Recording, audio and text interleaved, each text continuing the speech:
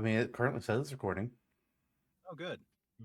And welcome to Super Cast Brothers, featuring myself, who often harangues my fellow co host, Zantok, the one and only.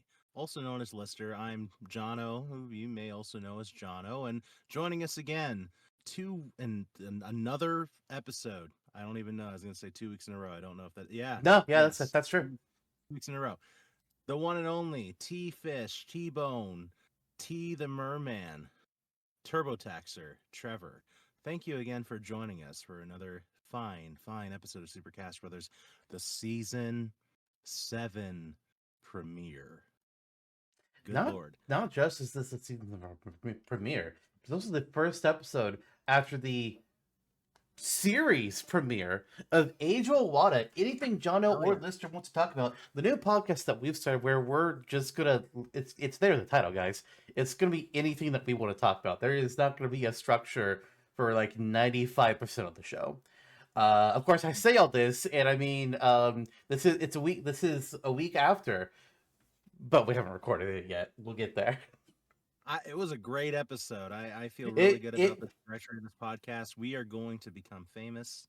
if it's not a Um, great episode, then we just like kill the whole show, and then we're talking about it here. It's like, oh hey guys, go check it out. It's like, actually, we canned it. as it were, it turns out we're canceling Age Wada for A Tall Wada with anything Trevor or Lister want to talk about because we just kind of trimmed the fat. Trevor, what do you want to talk about? Well, today, I don't know. I think maybe I'm thinking about GameCube today and that era. Does that sound good? I mean, I like the GameCube. I owned one. It had a. I unfortunately don't have it anymore because of, let's just say, personal reasons. Mm. But no, yeah, I liked my GameCube. Technically, I have two duct taped together under my desk right now. It's called the Nice. Wii. Ah. You have a Wii under your desk. Yes. I would. Oh, sweet. Let's see it. Let's see it. Well, I've been outnumbered on what to talk about, so I guess we'll be talking about GameCube today, which is fine. Oh, sweet.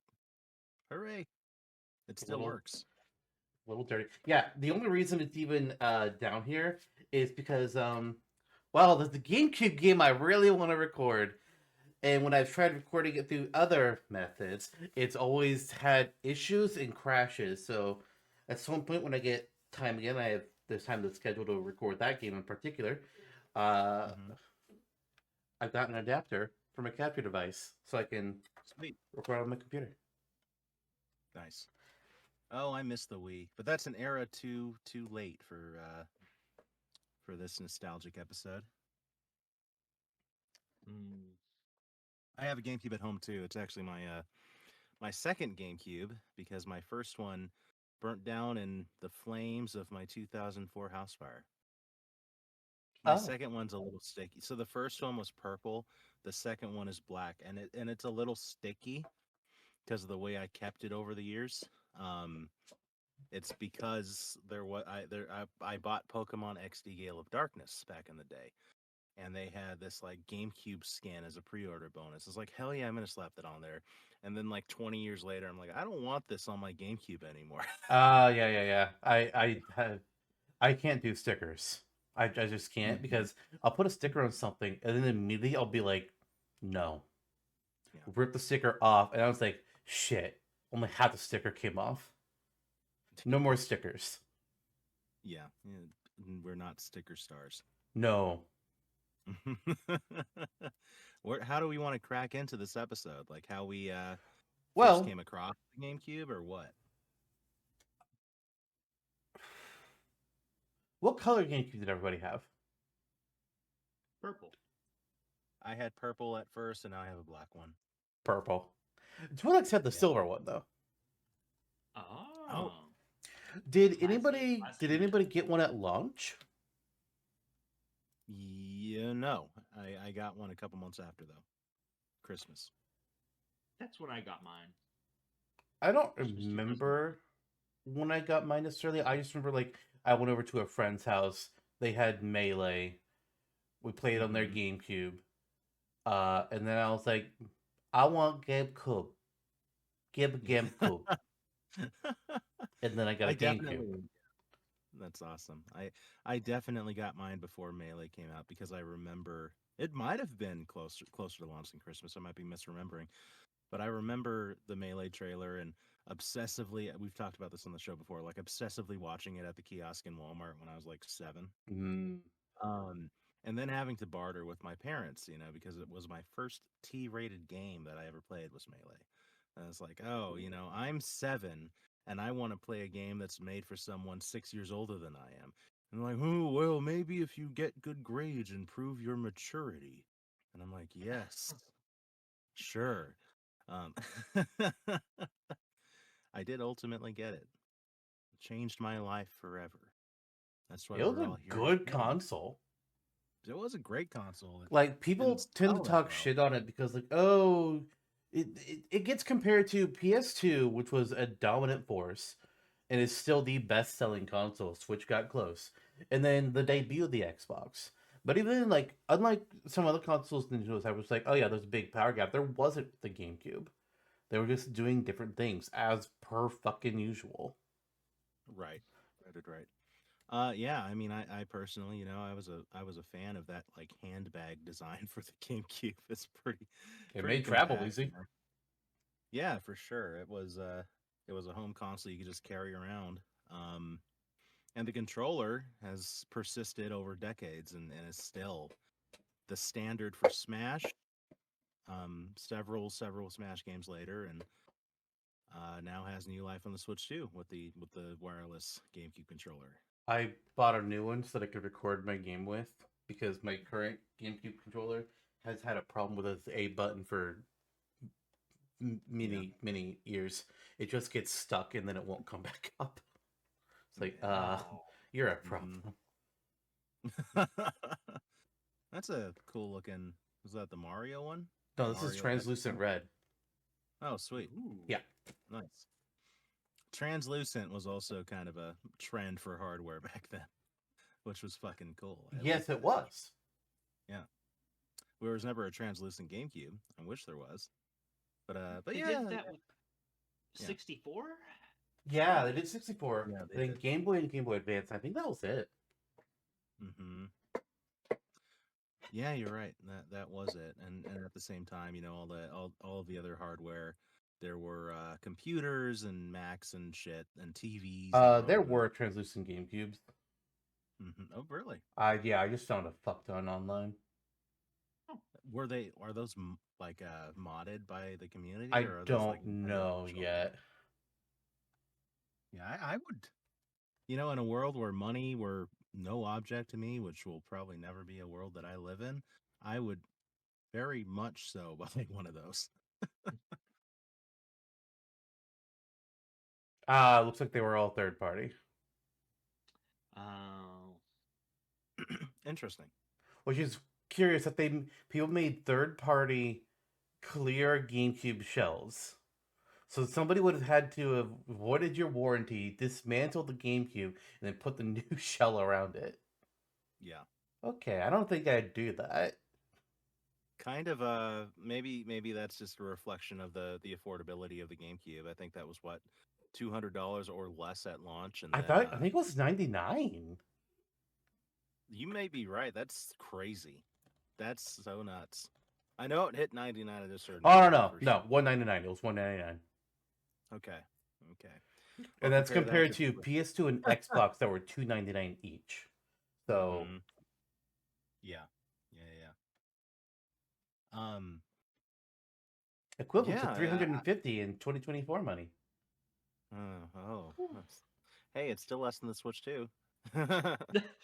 There was PS5. actually, you know what? This is a good if I can find that thread again. There was a thread I saw recently that was comparing the launch prices of every Nintendo console, but was adjusting them for inflation. Hmm. If I can find this, what do you think was the most expensive Of of all consoles. of all the Nintendo consoles, including handhelds? Literally Uh, everything is on this list. Oh, okay. Except Virtual Boy is not on this list. I lied. Okay. I was gonna say Virtual Boy. Um, this is probably wrong, but the Wii U. I was gonna say Wii U as well.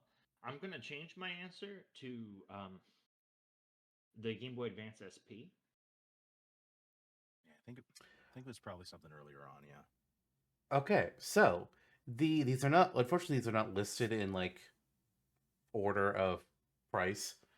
But the Wii U, normal version of the Wii U, just for today's inflation, is $420.76.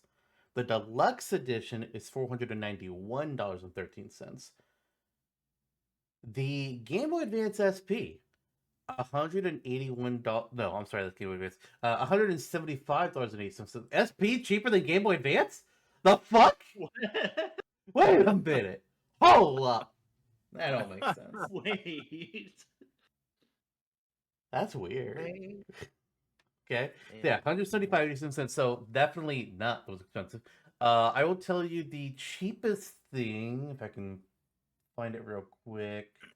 Yeah, that's not a really? The cheapest is the Game Boy Pocket at $143.70. The Interesting. most expensive Nintendo console, adjusted for inflation, is not the Switch 2. It's the original NES at What? Holy shit! $536.48. Wow. Wow. What was the cost of the NES back in the day? Uh,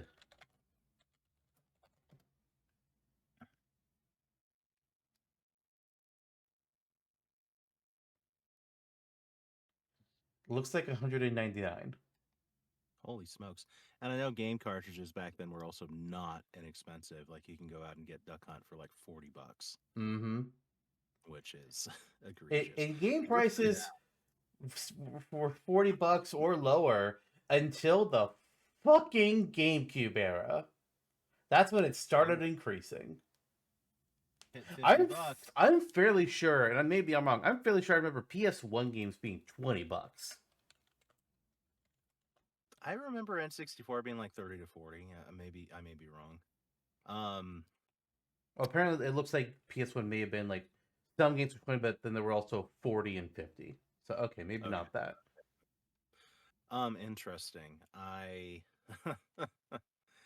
Yeah, I'm not gonna like buying the Switch 2 for, $500-$600 is one thing, but it is fairly demeaning to then have to go out and buy a $70 game. It's like that is over a sixth the price of the console. It's like And holy then to smokes. make it worse, Donkey Kong Bonanza DLC is $20 more. Yeah, The when I game is saw that, I already was like, maybe 70 I won't. for 80. Yeah. One, two. Yeah, and it feels like, that was ready. Like it came out. It was announced in such a time and released at such a time. I'm like, okay, you guys had this ready already. You could have put it in the base game, like an Odyssey with the final area that you get there. I would Um, compare it more to Luigi's Balloon World. yeah, Because you yeah, can't, because yeah, they give you a spoiler alert for what the DLC actually gives you. There's nothing to do on DK Isle except for the Emerald Rush. There's no hmm bananas. There's no fossils. It's just the Emerald Rush mode. So you just get an empty map up for nostalgia, and then Emerald Rush. And then when you yeah, beat it there, you get Emerald Rush and other layers. It's like, okay, so yeah, this is Luigi's Balloon World. yeah, and to Nintendo's credit, and the only thing to Nintendo's credit in this is that Sony and Microsoft are right there with them. Like this is the state of console gaming now. And while the games are incredible, Bonanza's incredible, uh, Clair Obscur, Metal Gear Solid Delta, Ghost of Yotei, there's a lot coming out across at least two of those three platforms this year that is worthy of playing. It's just that the cost of everything is so ridiculous. Like Mm-hmm. I'm currently, at the time of recording, um, I'm in that situation now. Metal Gear Solid Delta is out. That was the game I bought a PS5 for. I have not bought it yet because I'm thinking, as someone who's played MGS3, is a 20-hour game worth $80? Hold on, I need to ask a question here. You said that you're talking about Metal Gear Solid Delta, the remake of Metal Gear Solid 3, and you said Correct. that you bought a PS5 for this game, Yeah, but that you haven't that's bought the game game. that it was announced for. When it was announced, I was like, okay, I need to get the PS5. Okay, Mhm. clarity obtained. Yep. Because like, are you saying that you bought it for you bought it for the original 3, or are you saying that you bought it for Delta and they just haven't bought Delta because it wasn't on the Yeah, I just original? What the haven't bought fuck? Delta yet because again, the price is over a fifth the price of the fucking PS5. It's it's nuts. And then you have Ghost of Yote coming out a week from the time we're recording this.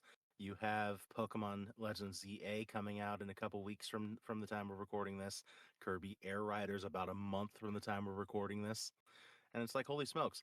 Well, maybe I'm in a situation where I have the time, first of all, and the money for one. It's like it didn't used to be that way. I used to be able to just buy all of that and then leave it on my shelf for 10 years. Yep. But Or your Steam Life. the money factor is so insane now. It is. Mhm. And there's an argument that money factor technically was there for GameCube, but we were kids, so I had it was yeah, never our concern. my dad had a pretty good job back then. So I We was we we I didn't was have to kind worry of about spoiled. these things. It wasn't us paying the bills. But Mm. it is very clear, not just with Nintendo, but with every company, things have changed. DLC, expansions, um, constant update, releasing games that aren't done, but then fixing them later.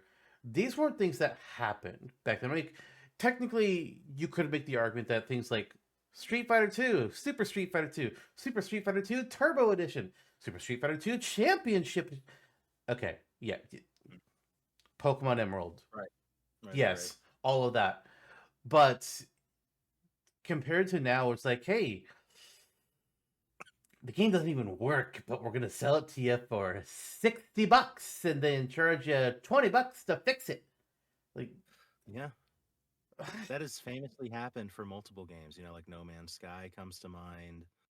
Um, Several others that don't immediately come to mind, but it's a constant problem. yeah. And to some games' credit, it's not necessarily like the game or the developer's fault. Mm-hmm. It's the company pushed them to release it sooner before it was Yeah. ready. But then they kept working and they did free updates, and eventually the game got to the part where people consider it fucking amazing. Oh, Cyberpunk. Cyber. Yeah, Yep. that's the one I'm Yep. referring to here. It's actually happened twice with this company because didn't the same thing happen to Witcher 3? Not that I recall, but I mean, future DLC was released for it, sure. So that's what I had heard, that Witcher 3 went through the same pains of Cyberpunk, but I didn't know Witcher existed when Witcher 3 released. I don't think I don't know when I knew that it existed. It probably has something to do with you. Yeah. But it just happens so often nowadays. And unless I got my nostalgia glasses on. No, these are regular glasses. I'm good. Uh GameCube didn't have that. I feel like the worst thing it had is it had like the Master Edition of the Zelda game, but that was more like, hey, let's port together multiple Zelda games that weren't GameCube and put them on GameCube together. Yeah. The worst thing the worst thing the GameCube had was no Wi-Fi accessibility when the other two consoles did. It PS2 have Wi-Fi? technically, I thought it technically did. You just had to like get a third party peripheral. Yeah, then I remember Phantasy Star Online came out on the game. That was a huge deal, continuing on Oh the yeah. Dreamcast. Yeah. But it was like all LAN. I was like, Yes. this is That's what it was. yeah. It was land. Mhm. That's right. Mario Kart Double Dash came with the LAN disc inside, and Mm. I Oh, had that's no good, clue yeah. what to do with it. Eat it. um Remember what a big deal Wi-Fi became in the DS era, like with Mario Kart DS dropping, and like all of the packaging had that like a Nintendo Wi-Fi connection logo on it, with the blue. And it's funny, like the early 2000s are far enough away now. You could be like, yeah, that Wi-Fi connection logo was so early 2000s. I'm like, oh man, I I could drive my head into one of these walls having to think about that era being distant enough now. Yeah. So something I want to talk about, since both of you Yeah. got your games early in the GameCube's life cycle, because the GameCube released in November, and you're saying that you both got yours for Christmas. Do you remember Yes. what games you got right away? Like with it that Christmas, what games you got? Luigi's Mansion. Luigi's Mansion and Super Monkey Ball. Mm-hmm. Mm-hmm. Yeah, Super Monkey Ball wasn't until Wii for me. I came on with Banana Blitz, which was a was a good and a bad thing, I guess. And that lets me get to talking about launch title games. Mm. I was going to do a little comparison here between the launch title games for GameCube and the Switch 2 that just launched earlier this year. So I'm going to Okay. start with Switch 2 games. Saying all of them, not just the ones that Nintendo made here, including things that are just like, hey, let's just port. But Switch 2 gave us Arcade Archives 2 Ridge Racer, Bravely Default Flying Fury HD Remaster, Civilization 7 Nintendo Switch 2 Edition, Cyberpunk 2077 Ultimate Edition, Deltarune, Fantasy Life I, The Girl Who Steals Time Nintendo Switch 2 Edition, Fast Fusion, Fortnite, Hitman, World of Assassination, Signature Edition, Hogwarts Legacy. I'm not sure if I've said anything that's not a remaster yet, or a port that's just Civ 7. been existing for forever, like Fortnite. Kunitsugami, Path of the Goddess, Legend of Zelda Breath of the Wild Nintendo Switch 2 Edition, Legend of Zelda Tears of the Kingdom Nintendo Switch 2 Edition, Mario Kart World, there's something new, Nintendo Switch Wowie 2 zowie. Welcome Tour, which is a very expensive guidebook for your Switch Like 2. $10. That's ridiculous. $10, and to do all of it, you also have to buy the Pro Controller and the camera. Have you ever heard of freaking Wii Sports? Jesus fucking Christ. That's Well, how you do it like that. As a reminder, Nintendo of Japan did not want to make Wii Sports be free. That was all Reggie. I know. Iwata and Reggie being gone kind of begets the era we're in now. The golden days are over. But then to continue, No Man's Sky, Nintendo Switch 2 Edition, Nobunaga's Ambition, Awakening Complete Edition, Puyo Puyo Tetris 2S. I swear to God, a 2S made Switch 2 edition of a flip. Once upon a time, Trevor and I made a Puyo Blob submission. Son of a bitch! 2S does just mean it's Switch 2 edition. The two Switch for that. That's weird. Rune Factory, Guardians of Azuma, which I'm pretty sure was on also Switch 1. The Shine Post, Be Your Idol, Sonic X Shadow Generation, Split Fiction, Street Fighter 6, Suikoden 1 and 2, HD Remastered, Gate Route, and Duna Unification Wars. Long title. Survival Kids, and the last game that was released on launch day for Switch 2, Yakuza 0 Director's Cut. Yeah. So many ports and remasters, things that were just on Switch 1 or things that go everywhere, Fortnite. Not a lot that was actually new. And from Nintendo themselves, only two things that were new. And really, I kind of want to just say one thing that was new, because do we really count Nintendo Switch 2 Welcome Tour as a game? I wouldn't. Yeah, right. Compared to the GameCube, which had less games released on launch date, and the substance is still arguable with what they are. And granted, I'm going by North American launch date for GameCube because GameCube had different launch dates between Japan and North America. But we had All-Star Baseball 2002. Yeah. Oh, I had that game, I think. Batman Vengeance, Crazy Taxi, Dave Mirra Freestyle BMX 2, Luigi's Mansion, Madden NFL 2002, NHL Hits 2002, Star Wars Rogue Squadron 2, Rogue Leader. Oh, I had that. That was a launch game for me. That's Yeah. right. Super Monkey good. Ball. Mhm. Tarzan Untamed, Tony Hawk's Pro Skater 3, Sure Wave was Race, Blue Storm, FIFA Soccer 2002, Major League Soccer, Extreme G3, and SSX Tricky. A lot of sports Yeah. games. You know, Right. we actually don't get nearly as many sports games anymore. Mm-hmm. Yeah, it seems like you'll get the EA ports, and even on Switch 2, they'll be pretty not optimized. Yeah. EA recently tried to get out of its exclusivity contract with I think it was FIFA or maybe it was the NFL. I'm Mm. not sure because they didn't want to pay the extra money for the exclusivity more because they figure nobody's going to come up to us. Nobody's going to do better than us. We don't need the exclusivity deal anymore. But they were Right. told, no, it's exclusive or nothing. We want the money. Fuck you. Like, all right. Wow. Yeah, right. Um, like the Switch 2, I get, the idea of bringing all these ports in right away. It's an early sign that it's like, yeah, the Switch 2, where Nintendo is finally at this point where, with a little bit of compromise, not a lot, their system is powerful enough to play these modern games. So Yeah. they're Cyberpunk, something like that coming out on the Switch 2 and actually being optimized well, running well is from the technical standpoint a big deal. It's like, okay, that's a good technical showcase. Um the and kudos to CD Projekt Red because that's the only third party release at launch on Switch 2 that is not a game key card. It is built into the game, like the game cartridge, 100%.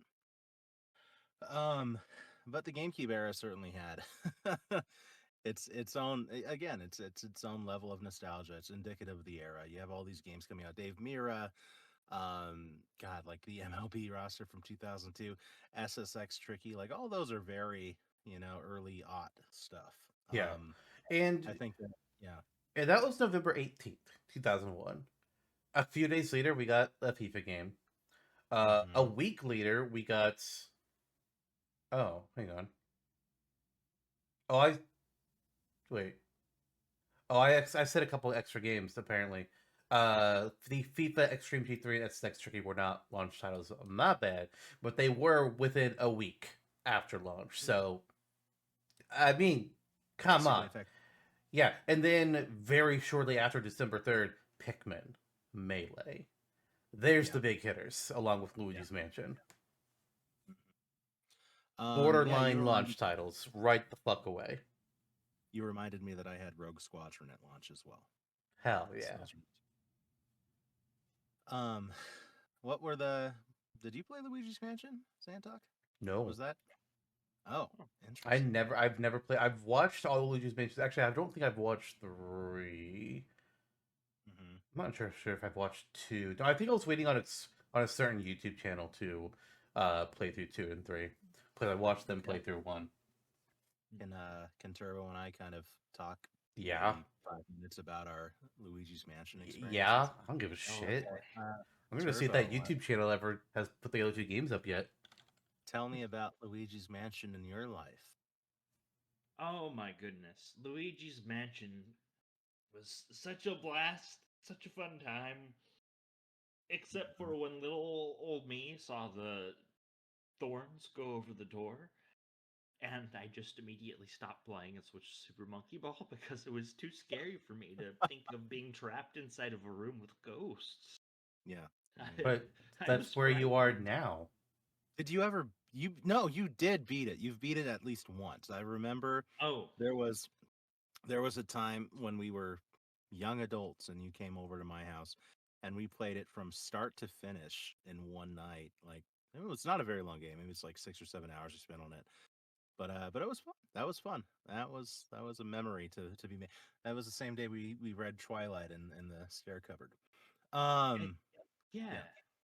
I think we were doing the collect as little money as possible challenge. Mhm. So we were trying to avoid all of the pearls, all Just of the like real life. diamonds. Except in Yeah, real life, we're not doing it intentionally. right. We're being But forced How into a about higher difficulty. unfortunately, True. yes. Yeah, Luigi's Mansion was, I wasn't gaming for very long at that point. I think I was what? It was 2001 the GameCube came out, so it was Yes. I was 7. Yeah, I was 7 years old. So I mean, I'd been gaming for a year at that point. My first system was this N64. My first game was Super Mario 64. So pretty much my only memory of gaming prior to this that was like developed in my little baby brain was playing 64 and playing a few games on it, including Super Mario 64. So there was still that element. It's like, wow, this is extremely different from what I was expecting, going into it. But it left a lasting impression. It was technically our first foray, I think Trevor's too, probably into the horror genre, lightly dipping our feet in. And I was just immediately charmed by the setting, by Professor Egad, who has become a tenant, a personality tenant, someone I can lean on and I'm be in Mario inspired Kart, damn it! by. I How has he act not gotten like in yet? seriously, seriously. Um, and yeah, and Luigi's Mansion, later on, future sight, but something that the first game gets right over the. I'm so glad this series is continuing and selling well and is a hit. But the first one got the vibe right. They got it down pat with a spooky mansion environment. It's actually a little bit creepy, on the undertones, and you get the personalities. Speaking of personality, from all the different portrait ghosts, and even the enemy ghosts. There's just more variety in the original game than two. But it was fun, and it left a lasting impression. It was a game I've returned to constantly during the GameCube's tenure, and it's something that family and friends got in on too. Like I remember early playground days with kids going around making the Luigi taunt like A button noises. Mario. Mario. Yeah, that was kind of it. What were I'm curious. What was the first game that Lister played on GameCube? Well, if we're counting before I owned the GameCube, then it was definitely Melee. Because I went to the friend's house and I was like, "Oh, they made another one? What? Yeah, Cool. I need this now." an incredible jump from the first one. Jesus. Yeah, and then I'm sure that I don't remember like exactly when I got my GameCube or anything. Um, I know I would have been in fourth grade. What year that would have been, I always have to go backwards and figure that out math wise, so I'm not entirely sure. But I know I would have had Melee. I don't know what else I would have gotten like when I first got it. I can remember a lot of games that we definitely owned. Like we had Pikmin, we had Kirby Air Ride, we had Thousand Year Door, we had Lord of the Rings: The Third Age, Yu-Gi-Oh! The False Bound Kingdom. Yeah. Yes. I'm having to scroll through a list of games to see like what else the hell did I have on GameCube. Yep. I had Falsebound Kingdom as well. Earlier on, Blockbuster was still a thing during the early days of the GameCube, and I used that liberally. I was able to rent Crazy Taxi and Pikmin and several other games that I Oh, that I never X-Men played Legends outside. 2. Hmm. There you go.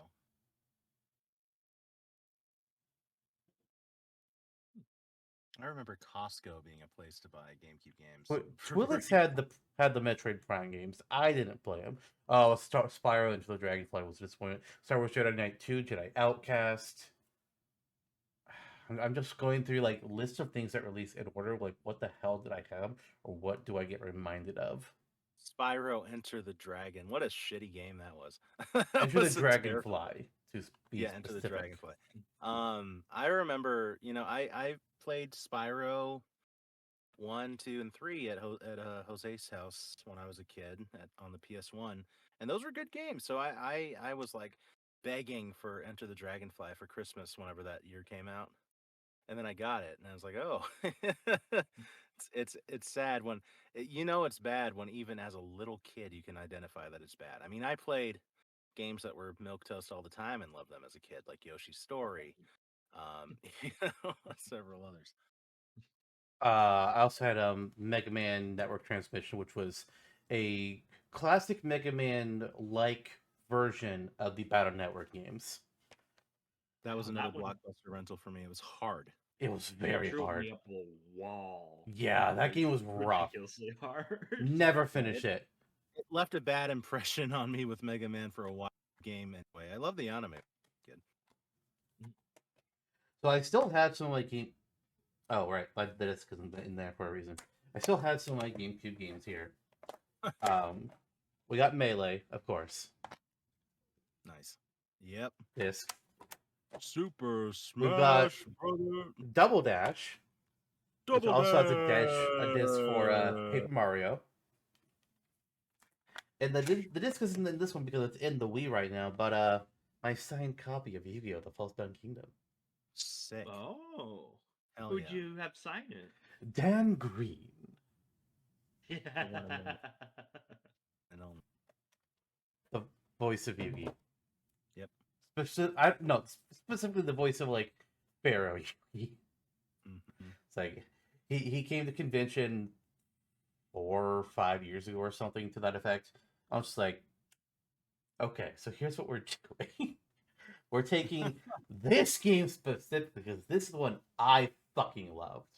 And I also took my Mewtwo amiibo because he's also Mewtwo's voice actor. From the first movie, at least. Oh, man. That's awesome. First of all, that's awesome. Secondly, I wish there were an easy way to play False-Bound Kingdom off of, Yep. out of the original hardware. That's why I have it in the week because like it's the game I was talking about. Like I want to record this game. I've tried it multiple times in the past through other methods, but I keep getting crashes on certain missions. And from what I could read, it was just like the game just was prone to crashing after while it being on. It's like, okay, I'm hoping that maybe if I do it with actual hardware, it will happen less. Yeah. But we'll see. I don't have a good way to control it.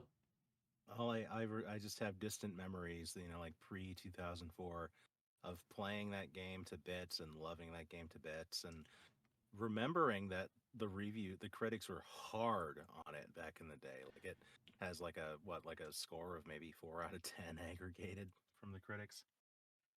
I don't know what Metacritic says. Like I love this game, but I understand why it wasn't well loved because it does not play like a regular Yu-Gi-Oh game. It doesn't play like it's got these weird tower defense / RPG turn battle RPG mechanics in it.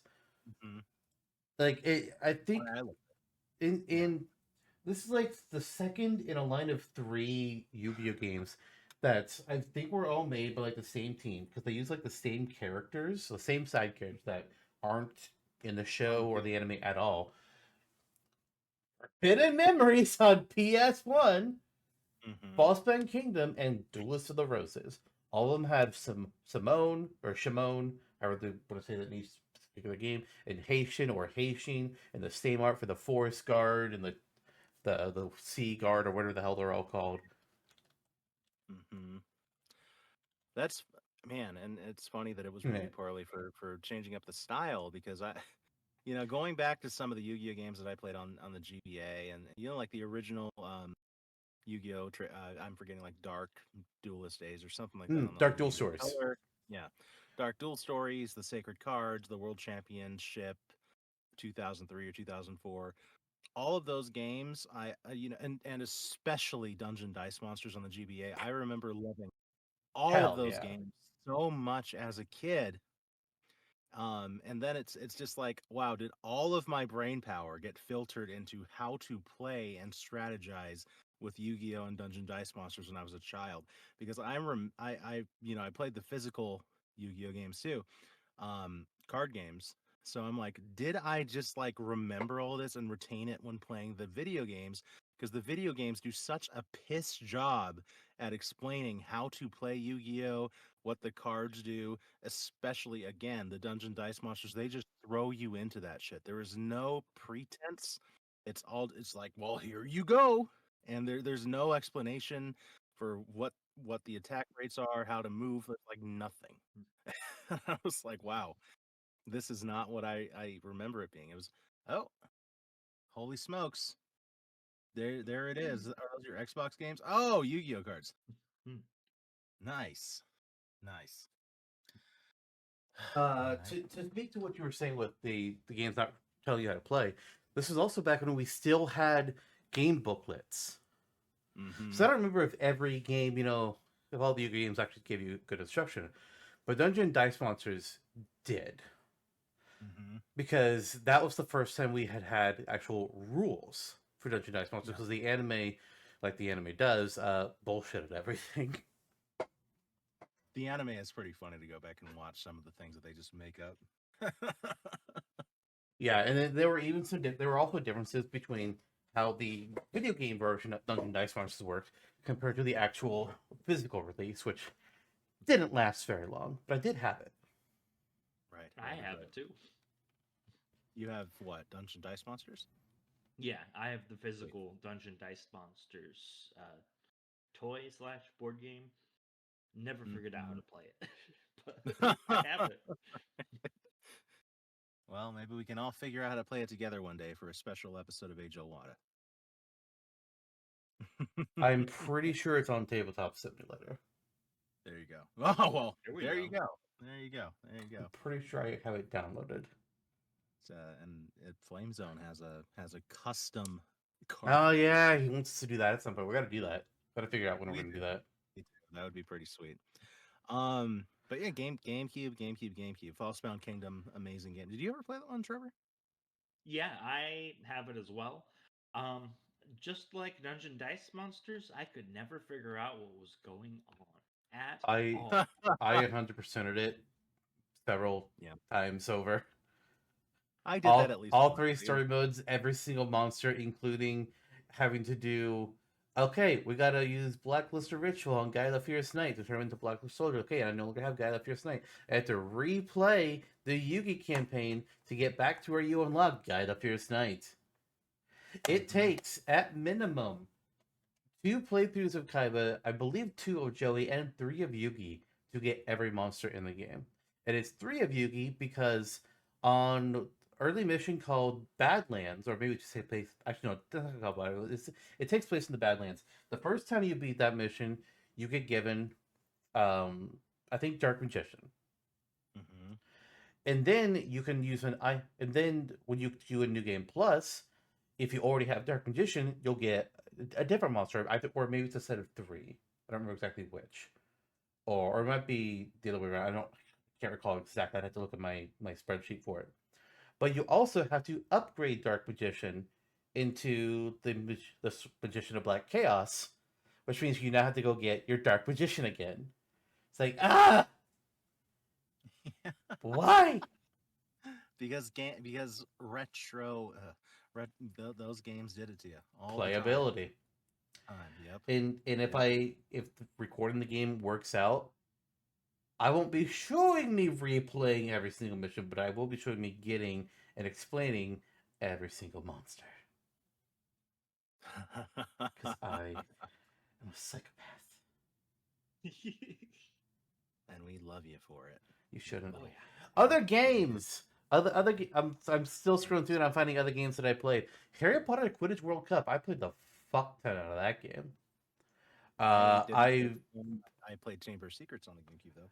I didn't get like all the in-game achievements because some of them were skill based, but I absolutely won the tournament as every single team.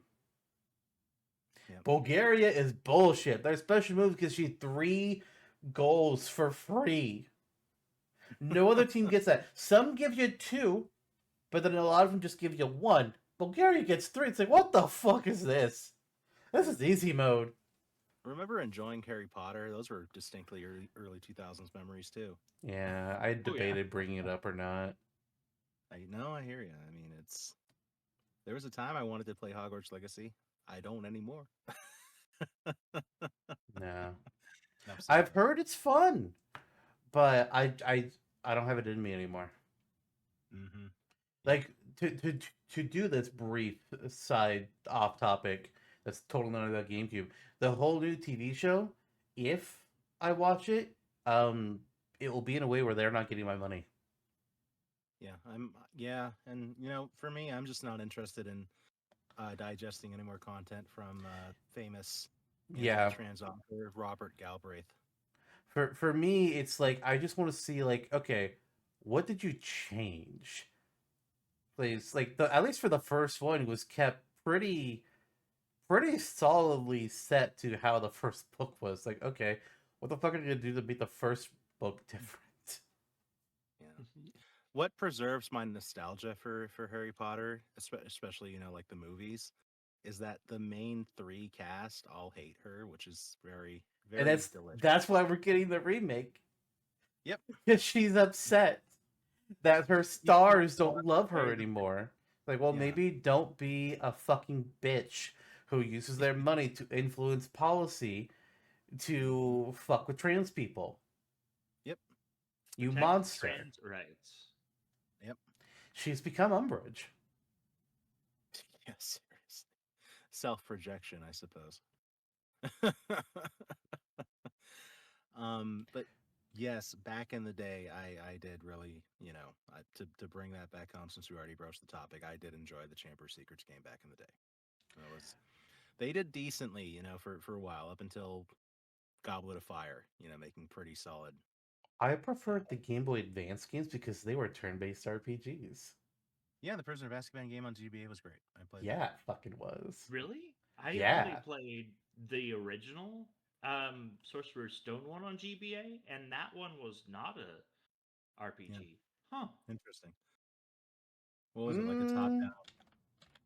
Yeah, it was top down, and you had to press the L button to flip through your spell Rolodex. Okay. So, in order to, if you've cycled away from the one that stuns enemies, oh, hang on. I think there might have been a Game Boy Advance and a Game Boy Color one. Okay. Interesting. I remember that's how the Goblet of Fire game played on DS, and I did not enjoy it. It was Yeah, not. Goblet of Fire on DS was turn based as well, yeah, and then after I that had they that. stopped. Mm-hmm.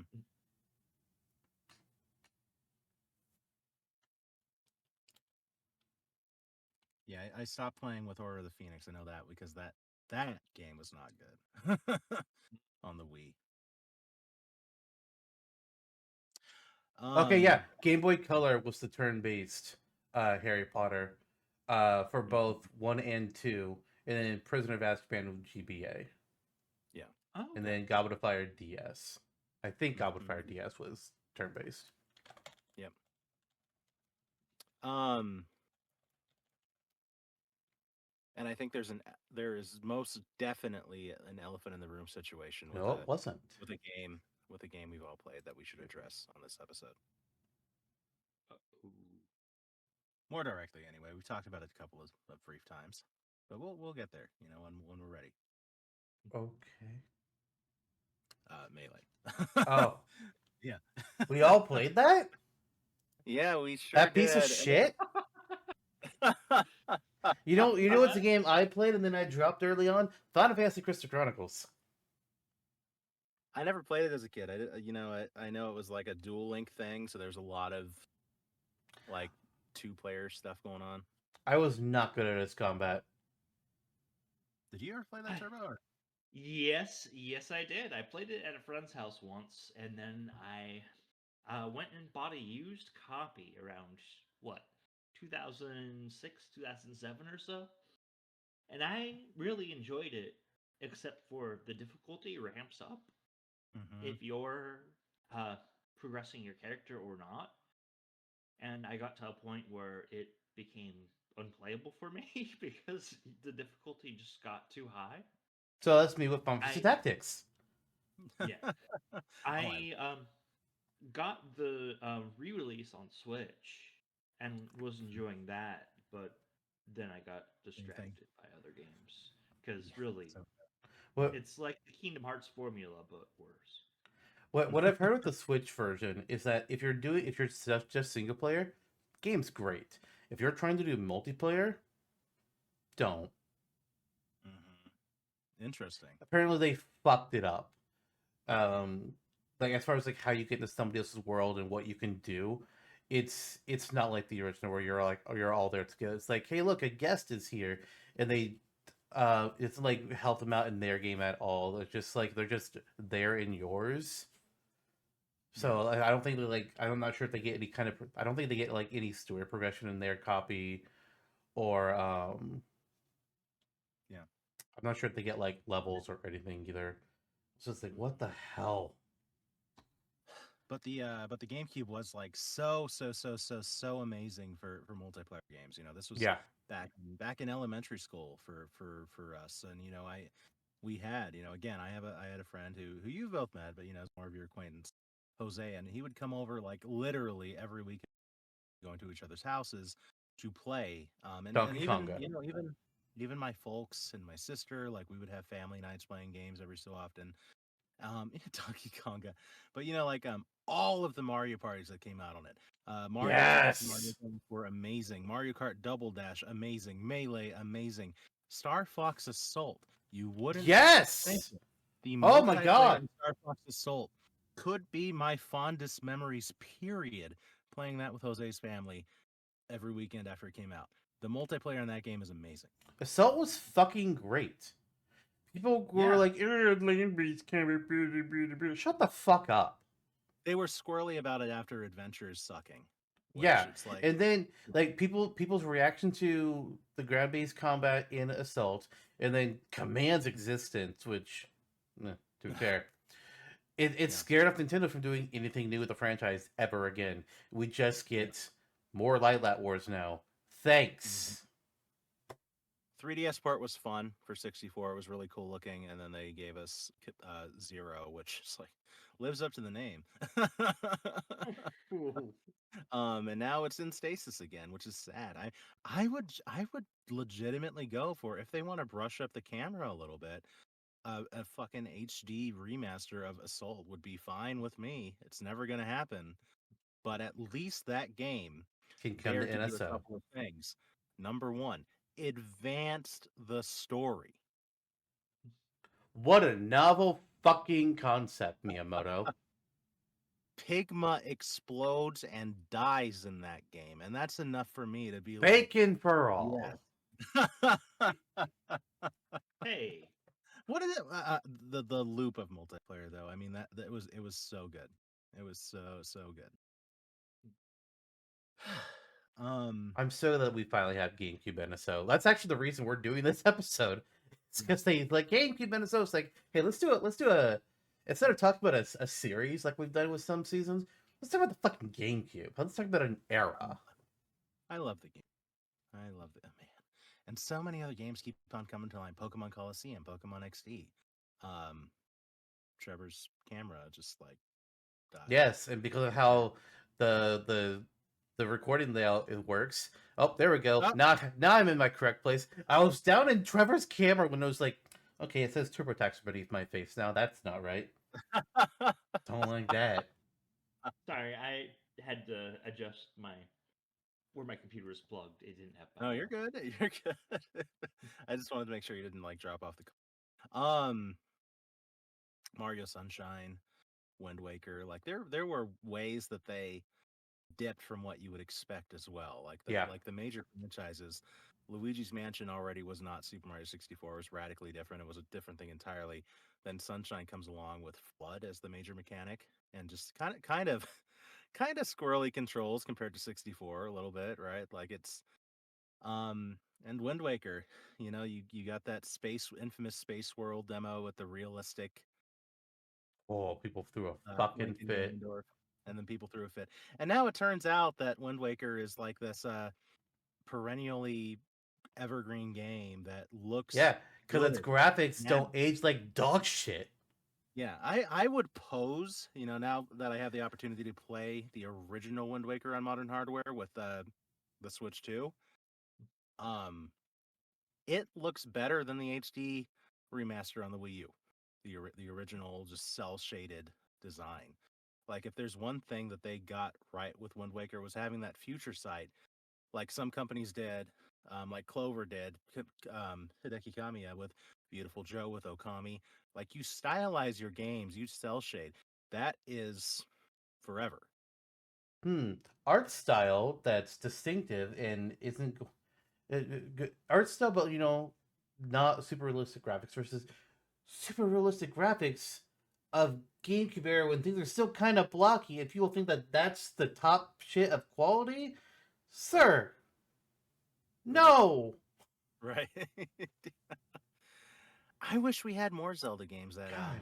that turned out like Wind Waker, and I don't mean Spirit Tracks or um Phantom Hourglass. It's like even now, realistic looking graphic games like at this point, okay, now they actually look good. You know, Mhm. Ghost of Tsushima, being a great example of this. The Last of Us.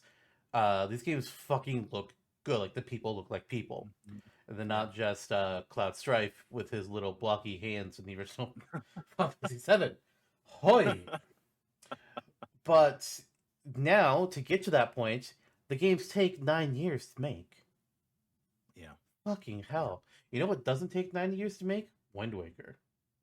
Even like Breath of the Wild still took its time, but that's also they were making a gigantic ass map. Mm-hmm. Yep. Yep. Yeah, and then Tears of the Kingdom doubled down on that map. It's like you can now Tripled. go in the sky and underground, and yeah, Yeah. that's right. Um, yeah, and Breath of the Wild and Tears of the Kingdom are games that 10 years from now are still going to look as great as they do now too. For that Yes. reason. For that reason, there are other issues that I have with those games' story presentation, but there are several reasons why they're groundbreaking too. Yeah. Yeah. Well, I think we're at that point. It just kind of feels that way. We're going to break out of stasis, speaking of Breath of the Wild, but get into the melee of it all. I think this is a good point to hop into it. Shrek So 2, the yeah, game. Shrek 2. Wasn't that a beat 'em up? I don't know. I don't fucking. I Pretty didn't sure. own it. There was like a Shrek card as well, like multiple of them. There is a Um, Shrek fighting game. yeah, Shrek Super Slam on the GameCube. Yeah. Yep.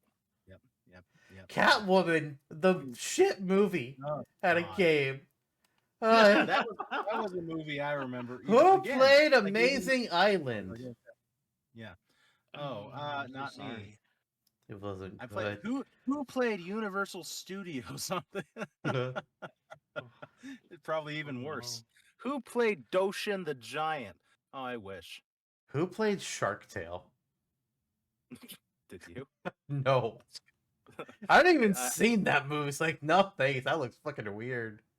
For the shrimp that just like talks like a baby. That's all I remember. Animals should not look like people. Nah. What in a world where some do. One of the games that's the longest 100% speed run of all time. Batten Kaitos. Oh. I can't remember why. There's some crazy bullshit for why that game takes an extreme amount of time. It's like it's for one item that you have to get. It's like, God, no. Who developed? Oh, was that Monolith Soft who developed it? Yeah. It was Monolith Okay. Soft and Tri Crescendo. I don't recall, but yeah, Monolith. Famously after the whole Xenosaga, Xenogears thing, they moved on to Nintendo with publishing that game back in the day, which was well received. I want to play Button. It's just one of those things. I probably never will because the time.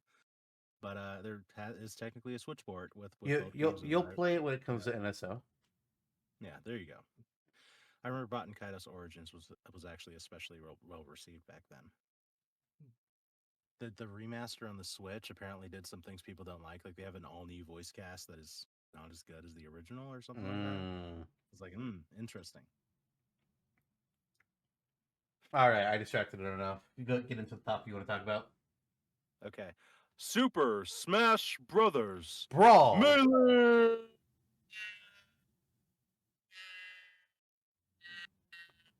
Boy, the stuff that my Discord caught of that.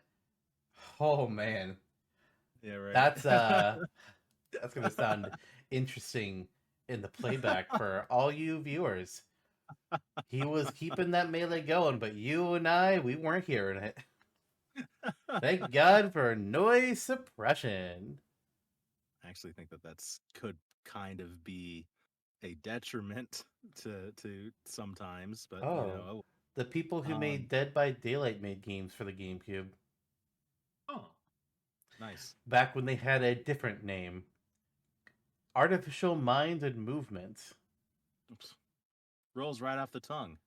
They made Scooby Doo Mystery Mayhem, Oh, Carmen Sandiego The Secret of the Stolen Drums, oh, Scalar, Scooby Doo Unmasked, Ed, Ed and Eddie The Miss Ed Ventures, mm. Teen Titans, Monster Oh, House, The Ant oh, Bully, oh. Happy Feet. It was not a good era for them. When licensed will Happy games. be in Dead by Daylight? Licensed games were so horrible then. They've made a lot of licensed games. Yeah. I Really, mean, nobody knew or cared about them until Dead by Daylight released, and they're just like, wait, we made a game that people actually are talking about? Hold Mhm. on. That's still Now legal. put the Scooby Gang in Dead by Daylight. That's not an uncommon ask. Yeah. People have talked about wanting that for years. Do it. Put Carmen Sandiego in it too. That fitted well enough. As a I costume, think sure. Yeah. you traumatize people by having Freddy Krueger hang Shaggy on the sacrifice hook. Oh, but Shaggy is God. No, Springtrap chasing Shaggy. Okay, that does sound pretty great.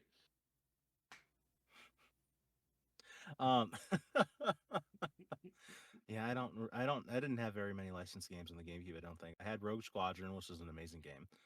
I had Falsebound Kingdom, which objectively anyway, to Listerine is an amazing. Oh yeah, that's a licensed game. I was trying to think in my head, and it's like, I don't know if it. Oh right. I had the Chronicles of Narnia movie game, which Oof. was fine. It wasn't bad. It's whatever. It's the best we could ever hope for with licensed games in that era was it's fine. Yeah. To that notion, Nicktoons Unite. Incredible idea on paper. Execution was whatever. and then the Chamber of Secrets, whatever. I think that was it. Back then. I had Unless you want to count the sports games, I had like a couple MLB things, baseball back then. Anyway, what were you gonna say, Turbo? Just gonna say what I had the Jimmy Neutron game, which was horrible, and that aforementioned Tarzan Untamed. I had. Yeah. Why was he untamed? Was he like naked? I Is that the end? mean, yeah, that's kind of just Tarzan though. But Yeah. they made it incredibly difficult, Mm-hmm. and they included button mashing sequences in the boss battles. Shame. But I think the amount of button presses per second you'd need to get would rival like some of the best Mario Party players, God. because I could never Yeah. get enough button presses to And keep complete in mind those. too, like we were just coming off an era of like amazing games constantly being released on like the Super Nintendo, and then leading into that. Anything else? Anyway, There were 8 games for the GameCube that released after the Nintendo Wii. Wow. Shrek Smash and Crash Racing, The Legend of Zelda Twilight Princess, releasing a couple weeks after it released on the Wii. Mm-hmm. Zatch Bell Mamoto Fury, I liked that show back in the day. TMNT, Hmm. Meet the Robinsons, Oh wow. Surf's Up, Ratatouille, and Madden NFL 08. Wow. So That was probably the best way to play Twilight Princess. In game review hindsight, I wished I would have had it on the GameCube, but the Wii was sparkly and fresh back then.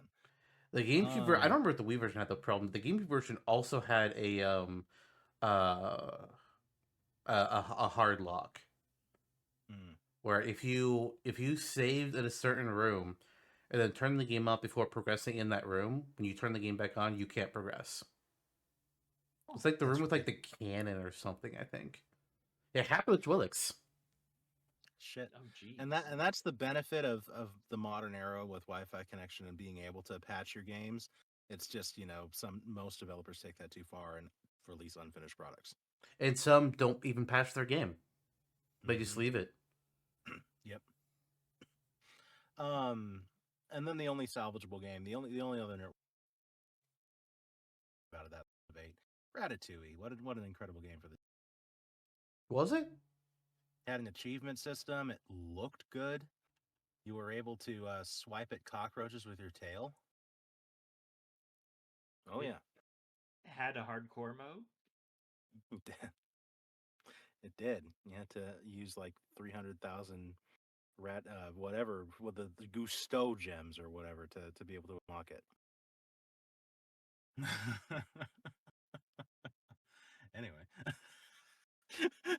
Anyway. Yeah. I don't know, guys. What do you want to talk about? and then just a couple weeks into the console's lifespan, we got Super Smash Bros. Melee. Oh, that game. Yeah, that game that we all totally owned and played. Only the third or fourth time we've talked about Melee. We've tried to talk about Melee. We actually haven't talked about it yet. Yeah. You want to give us your Melee story, Zantuk?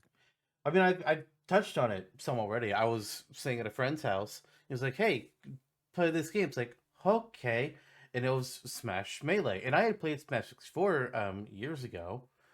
So I was like, "Oh, hey, I know this concept. It's these characters. Like, I don't know who some of these people are. What's a Marth? What's a Game & Watch? I don't know what these things are. I'm in 4th grade." Yeah. But we played it. He had all the characters on the console, and we played a lot of matches. We did that, and we also did. He also had the physical Dungeon Dice Monsters, so we did both that a good bit before that friendship died.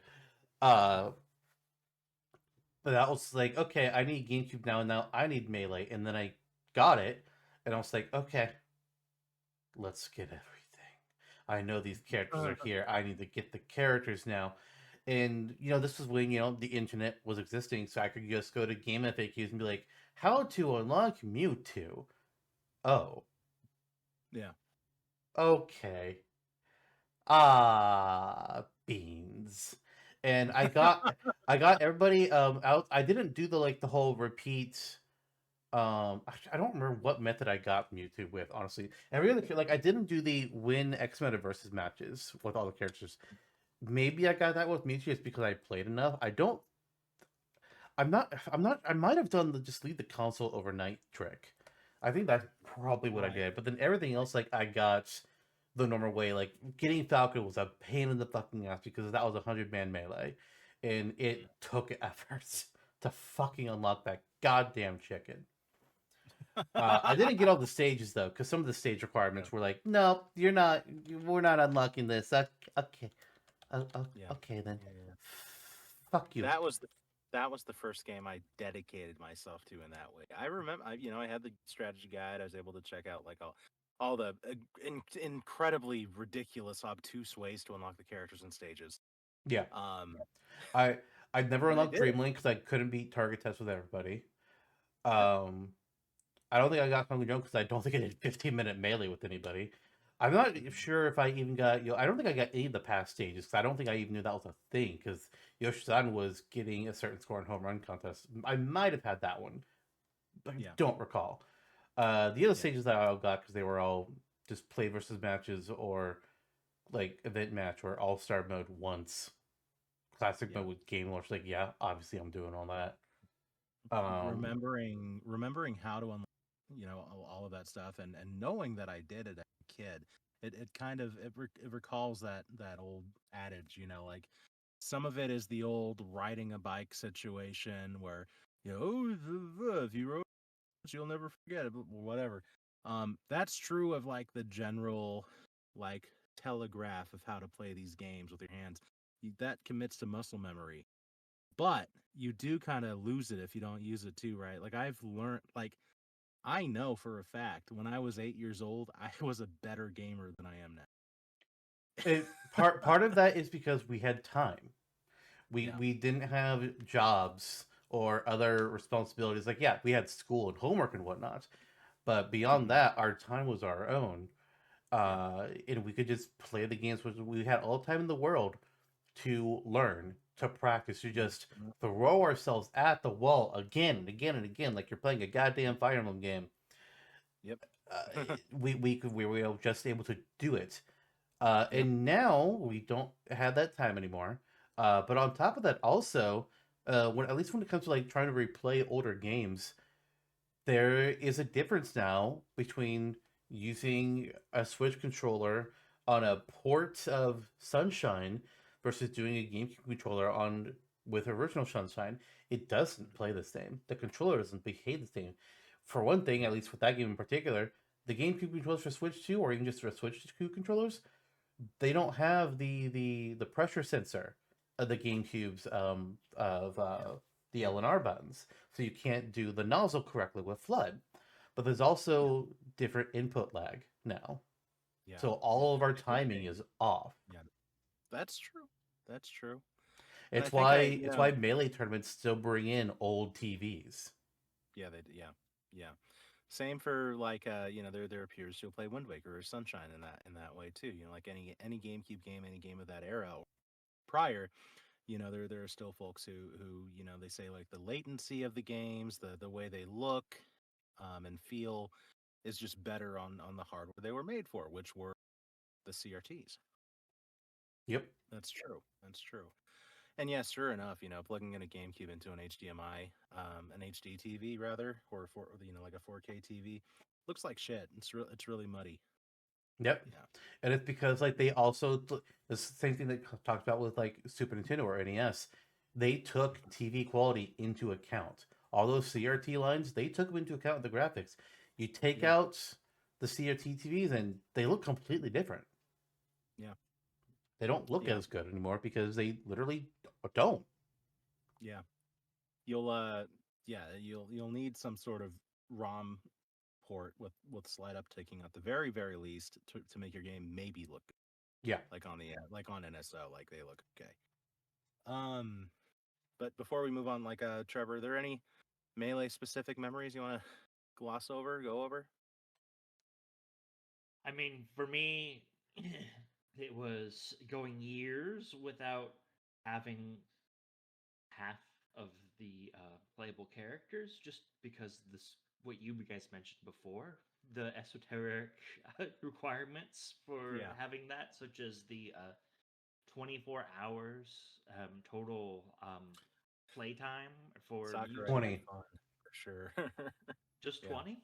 Yeah. Play versus mode for a combined total of 20 hours or Mm. play 700 versus matches.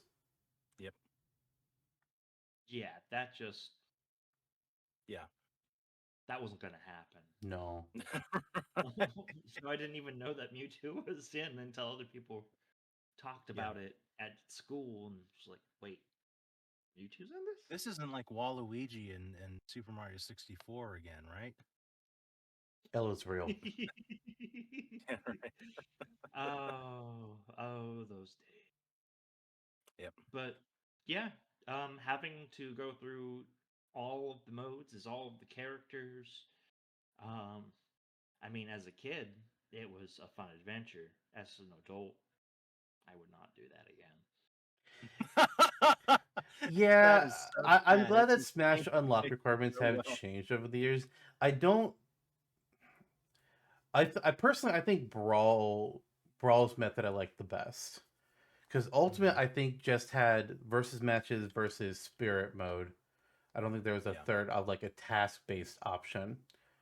But Brawl had like, okay, here's tasks that are easier than Brawls, or I'm sorry, easier than Melees, or unlock them with a number of versus matches, or unlock them both just by playing the story mode. And then Ultimate is just, hey, beat classic mode as a character. Uh, Not even sure if there's a versus. I think there's a versus matches one. I'm just not seeing what it is, or then unlocking them in spirit mode. Yeah. I know there Melee. is because What the that's how hell? Courtney and I unlocked them. Was Oh, here we go. versus. It's technically like whenever you finish a versus match, mob smash, home run contest, spirit mode fight, or just leave World of Light, a new character can appear just based on like how much time you've been playing the game. That's what it Yeah. is. With that many characters, that makes sense. Yeah.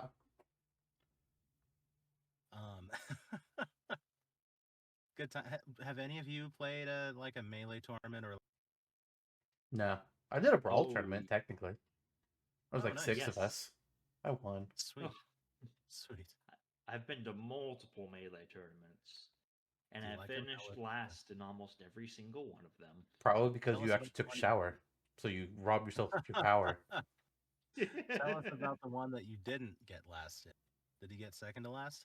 Yes, I did, and it was only because um, this had to be what 2016 or 2017. So Mm-hmm. I had just came back from college. I'll date myself, and that's okay. Yeah.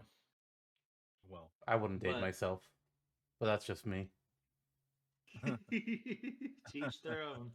Um, it was a local tournament at where I lived, and there was like an 8-year-old boy that was that Oh had entered the no. tournament, and I think I was seated right next to that boy, and so I mained Peach, and he just kept on running into the down smash, Mm-hmm. which, if you don't know, will charge to go up to 80% damage, which is about enough to go from never hit to you're about Dead. to lose a life. Yeah. Um, so just from the sheer inexperience, um, he got hit by the blender of the peach twirl that did 80 damage a bunch. So I felt bad and told him about it after the that tournament set was over, and I said, if you press down, or then that's when you get stuck. If you're reflexively trying to go back down, so what you want to do is push your sticks away to get out of it as soon as possible. And Oh then God. I'm sorry. It's Disco Kid Boogie, who is a pro Smash Bros. Player from the East Coast, he's one of the wobblers. Was playing at this local tournament because, as it turns out, he's from my area, and he flew down to spend some time with family, mm-hmm. and so um, so immediately after that, I was like, okay, I finally won a game. Maybe there's a chance. Yeah. And then it was like, oh, Disco Kid Boogie, Uh, you? It's like, oh yeah, this is me.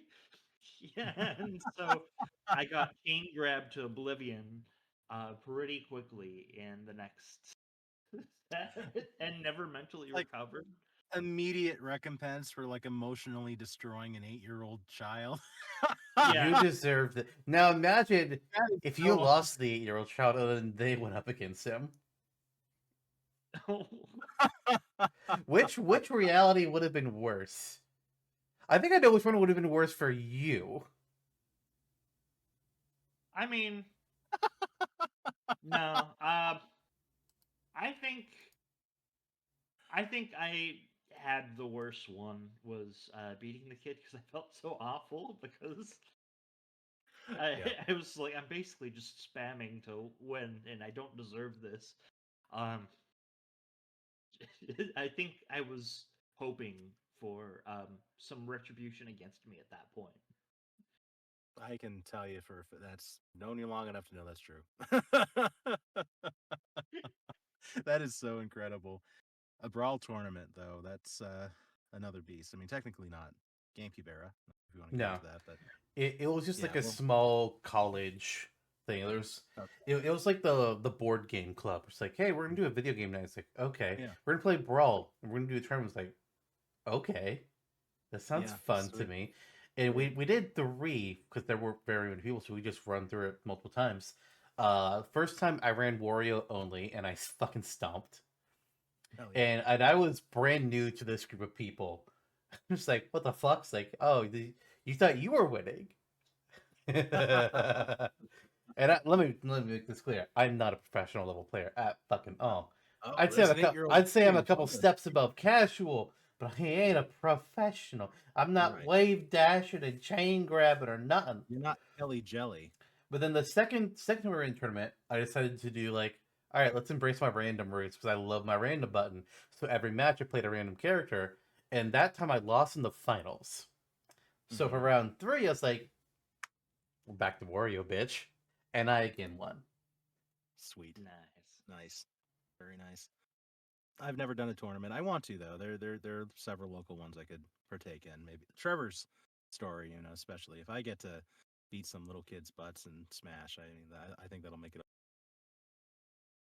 When we get into Brawl one day on this show, like the Wii nostalgia episode, that'll give me the clearance to talk more about how I clocked like almost 4,000 hours in Brawl. Oh yeah, Brawl is definitely the one I played the most. Me That's too. when I was the most free. It was the era, that was when we first connected, and like Mercurius was kind of the through line. I think because of Mercurius, I played Brawl more than I probably ever. Boom, that was that. Um, errant thought that I had during the Sunshine brief discussion earlier. Hmm. I think Sunshine, in a way, broke more ground in terms of like deviation from the formula than Wind Waker did. Like Wind Waker looked different, but at its core, it was still like this heartfelt 3D Zelda, played the same as Ocarina and Majora's Mask. Um, Sunshine, with the control, like we talked about Flood and how the controls were a little more jittery.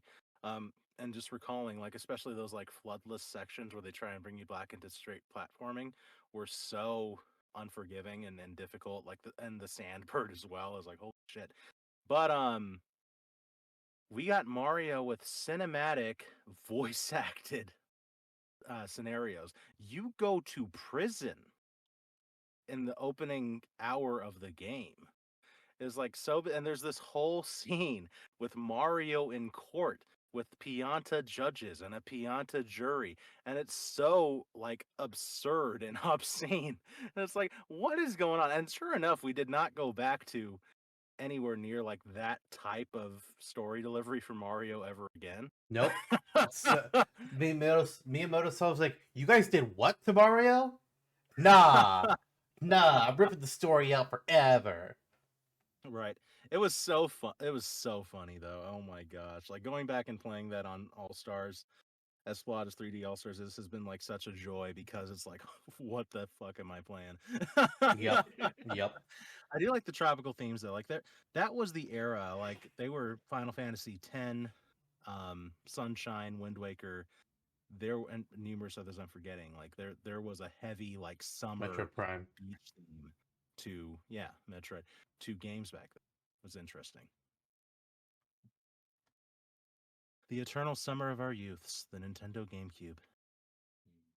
What So other games are we missing? Like, something I yeah. want to ask about with some games here is, what is a GameCube game that either has never been re-released or just hasn't in a while that you would like to see brought back to modern consoles, whether that is just being ported to NSO, getting a HD remaster, or a full-on remake? Fire Emblem Path of Radiance. Should have known. Damn. I should That- have known. And it is being re-released on NSO this year. Hooray! Is that confirmed? I thought so. I Some I near- I no, think no, it's like they From Minnesota. showed a list of games. It's like here's games that are coming, and it's like okay, window. Yep, yep, yep. I am looking forward to not having to purchase Path of Radiance again to play it because that would be Yeah, quite an expense. like there's 5 games that they've announced, but we don't know when they're gonna be. We just know that they're gonna happen eventually. And that's Path of Radiance, Luigi's Mansion, Coliseum, and Gale of Darkness, and Sunshine. It's funny that Sunshine was not a release title, considering like when you use the GameCube NSO controller on that app, it's like with Sunshine sounds when you go through and do all the inputs. Yeah, I'm also hoping that with Sunshine they do something with it to fix the trigger situation because I think they the may have. anniversary release Yeah. didn't have the trigger sensors. It was just like click Mhm. or don't click. And there was also developer elements left in the courses. It was just an emulated version of the game. It's like, That's guys, You get the massive traveling stew.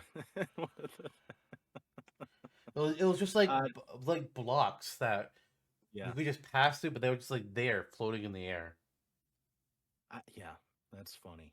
I remember using like action replay codes to access the beta with those blocks in some of those games. I remember that now. But Trevor, same question to you. What game would you like to see on modern hardware? You know, I would. This might be a bit of a stretch to throw out, but Eternal Darkness. Oh, I sick. mean, Yeah. that was a game that really tried to mess with you, Mhm. and for GameCube era, like making you think your save file was deleted, making it seem like bugs are crawling on the screen or things. I would love to see what sort of things they could come up with Mhm. newer hardware. That's a great answer. And Zantok. Well, I'm gonna avoid the obvious. I knew it. I'm avoiding the obvious of Yu-Gi-Oh. Okay. I was trying through the list here, trying to find an answer I liked, because some things also seems like okay, yeah, that'd be nice. I didn't really play it. I don't think I'd still play it, but yeah, it'd be nice to see this. Or I was like, well, that even wasn't even originally GameCube. That was the GameCube version is their HD remaster, essentially. But then I decided, you know what? Okay, I'm gonna answer this slightly differently. I'm just gonna say like, give me a pack of Mario Party 4 through 7. Okay. We Okay. no Mario like Mario Party 1 through 3 is on NSO, but no, but that's the only way that any Mario Party game ever has been re-released. Is just 1 through 3 come to NSO. Bring back more Yeah. Mario parties. Because What was your favorite Mario Party on the GameCube? Yeah, and I know my first one was 5.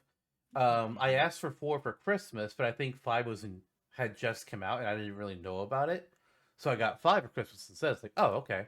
But I liked. I'm just gonna say specifically like not one Mario Party in particular, but I'm gonna say like that specific era of Mario Party. I liked because I liked throwing the capsules on the board and having all the different traps. That was fun. I liked putting traps everywhere on the fucking board. And Mario Party 8 still had that to a degree, but it had focused more on like the whole candy aspect. And then 9 and 10 had the car. Yeah. I did not like 8, 9, or 10. Poor 8. 8 does not deserve hate. It's just kind of running a straight line. And it's not as creative. Koopa's Tycoon Town? That was a fun board. I What did a- really like the Tycoon Town board. Yeah, what a nice guy. And Shy Guys Perplex Express? Which, granted, yeah, you're now running in 2 lines, but the cars move. Gooba's Booty Boardwalk, though, was literally a straight line. Yeah, yeah. Yeah. The cars. Oh yeah, the cars. What a great era. No. By Yeah. cars, I mean like Yeah, no, the train cars. If you landed on a happening space, would be like, Oh yeah. and it would I shift up the vaguely map. remember That was fun. 4 through 7 though were great games. Yeah, that was the era. 5 was my favorite because they had the Star Spirits in the game. It also had the Koopa Kids only appearance as a playable character. Yep. And battle is- mode. The battle. Yep, the battle mode with the cars. And Yep. then 6 had the microphone with Brighton and Twyla, where the gimmicks Mhm. changed up every 3 turns. 7. I'm trying to find what was different about 7. It had like I don't know who the host was in 7. Oh, Toadsworth. Yeah, and there was He's dead Birdo was- now. yeah, where did he go? R.I.P. In the grave. He hasn't been seen since GameCube. Just like Chunky Kong. Yeah, Birdo and Dry Bones were the new characters in that game. It's wild to think that Birdo wasn't introduced until 7. When they did like the Superstars game, it's like, hey, look, it's 1 through 3, all remastered, and here's the classic characters in Birdo. It's like Birdo wasn't there, but okay. I like having Birdo. Birdo was the character that I played through when I played Ultimate. Yeah, So, like, it just so- feels weird. It's like, here's a classic remake of the first 3 games. Yeah, And also Birdo. It's like, yeah. not the character I would have Birdo's chosen to add into the Birdo list, the but all only right. character that's not from the originals that's in there. I don't. I'm checking. I have to find what Mario Party game that was even called. First of all, Superstars. let me see here.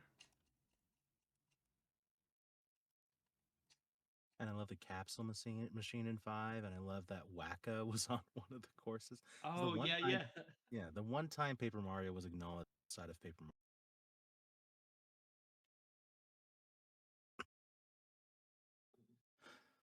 Remember, there was a Sammer guy and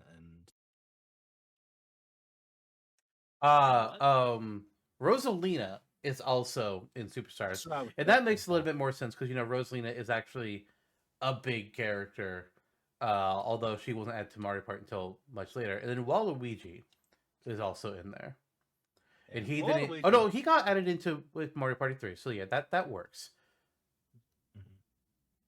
Well, Rosalina makes sense from being a major Mhm. character standpoint, but in a way, it's also like Yeah, but Birdo and Rosalina are the only 2 characters that were not playable throughout Mario Parties 1 through 3. Because the cast of that game is Mario Party 3 plus Birdo and Rosalina. Although I probably would have picked Toad. Although I guess if I think he's actually hosting all the whole game, so maybe you can't do that. And Toadette's like his co-host. So I guess Birdo does make sense when I'm looking at what other characters there are.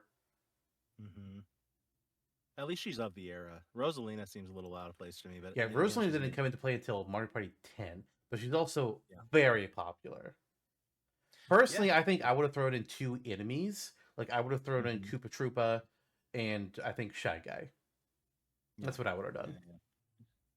I would have thrown in 2 previous hosts. Let's do like Ballyhoo and Tumble.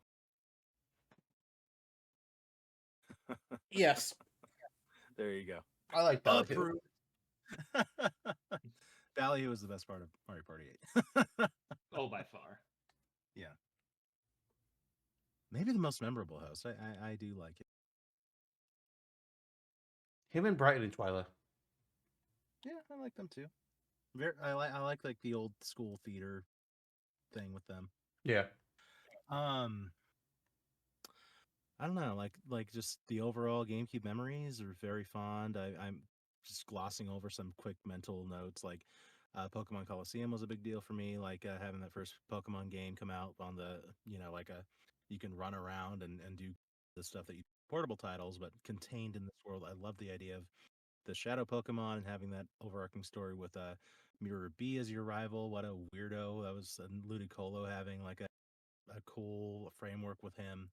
And then Mirror B coming back as a side character in Gale of Darkness, and I remember on like all of the discourse online, it's like, why are they naming it Pokemon XD? Like because the popular emote. Having that discourse, but really, I mean, so many fond memories, man. Like Link crossing over into Soul Calibur 2 was a big deal back then. Yeah, it was. Just a lot of really cool things. But at the end of the day, I think most fondly, are my solo experiences with I would say Luigi's Mansion, Sunshine, Wind Waker, and Falsebound Kingdom actually, and then multiplayer experiences with Star Fox Assault, Double Dash, and Melee. Oh, and the 1,000-Year Door. What an amazing game! 1,000-Year Door. I Holy named my shit! Yoshi Trevor. I did I not. named my Yoshi Trevor. Yeah. What a I time. think when I replayed it for Switch, I'm pretty sure I named it Yano. That's fine. I named mine Yoshi Z, like Yoshi P, but you, Yoshi Zantok. I would make a video game. So, I just named mine omelet. So Get there out! are two kinds of people. Now there's three. Some people just name him Yoshi. Yeah. Omelette du fromage. But yeah, the Thousand Year Door, is that only the third? I would say third Nintendo GameCube game that has actually had a remake post console, because Twilight Princess and Wind Waker both had their HD ports for Wii U with new features, and then Paper Mario. Was there anything else? Like, not I counting can't- Sunshine just getting a half-ass port for Switch. Yeah. Possibly it would be like some third I party guess thing we don't know about, you know? Pikmin 1 and 2 had like the new play controls for the Wii. Luigi's Mansion on 3DS. That's yeah. Mm. Okay, so there were a few others. Mm-hmm. Yeah, and then Pikmin 1 and 2 new play. Were there any other new play control? Oh, Mario Power. Mm. Mm-hmm. So there were a few, but none, not too many with like the full breadth remaster. Of Paper Mario, especially at a time when we all were just like, "Old Paper Mario is dead. We are in the sticker star era forever." Cool, Please, and it and these remains to be seen where they're going to go next with Paper Mario, because I've seen people say that the Thousand Year Door remake outsold Origami King. I've seen some people say that it didn't outsell, and personally, I would not expect it to outsell, because I think anytime you do a remake of a game, you're gonna have people going, either you didn't change enough, so I'm just gonna play my original version that I still have, or you changed too much and I don't like it. And that's the Final Fantasy VII crowd. It was also later in the Switch's Yeah. less eyed on the system. Yes. Mm-hmm. But Paper Yeah, Mario has had like a consistent release schedule of like 3 to 4 years ever since Sticker Stars, so it's gonna be a bit before we hear anything more on what the next direction is.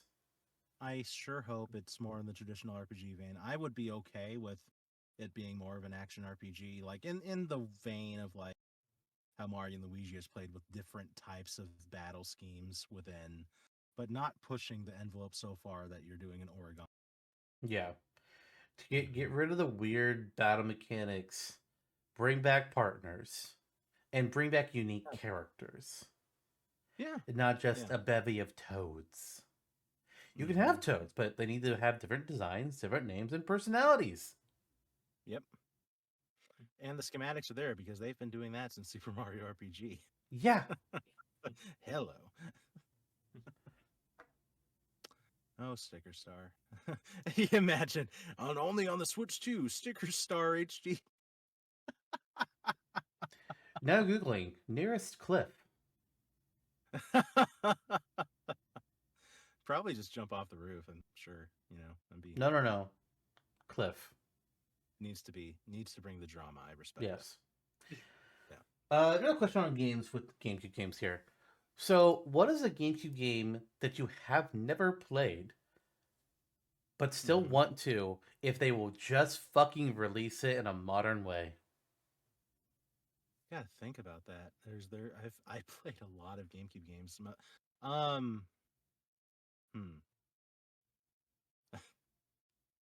This is the only one that comes to mind immediately. So I'm gonna say it. It's pretty funny actually.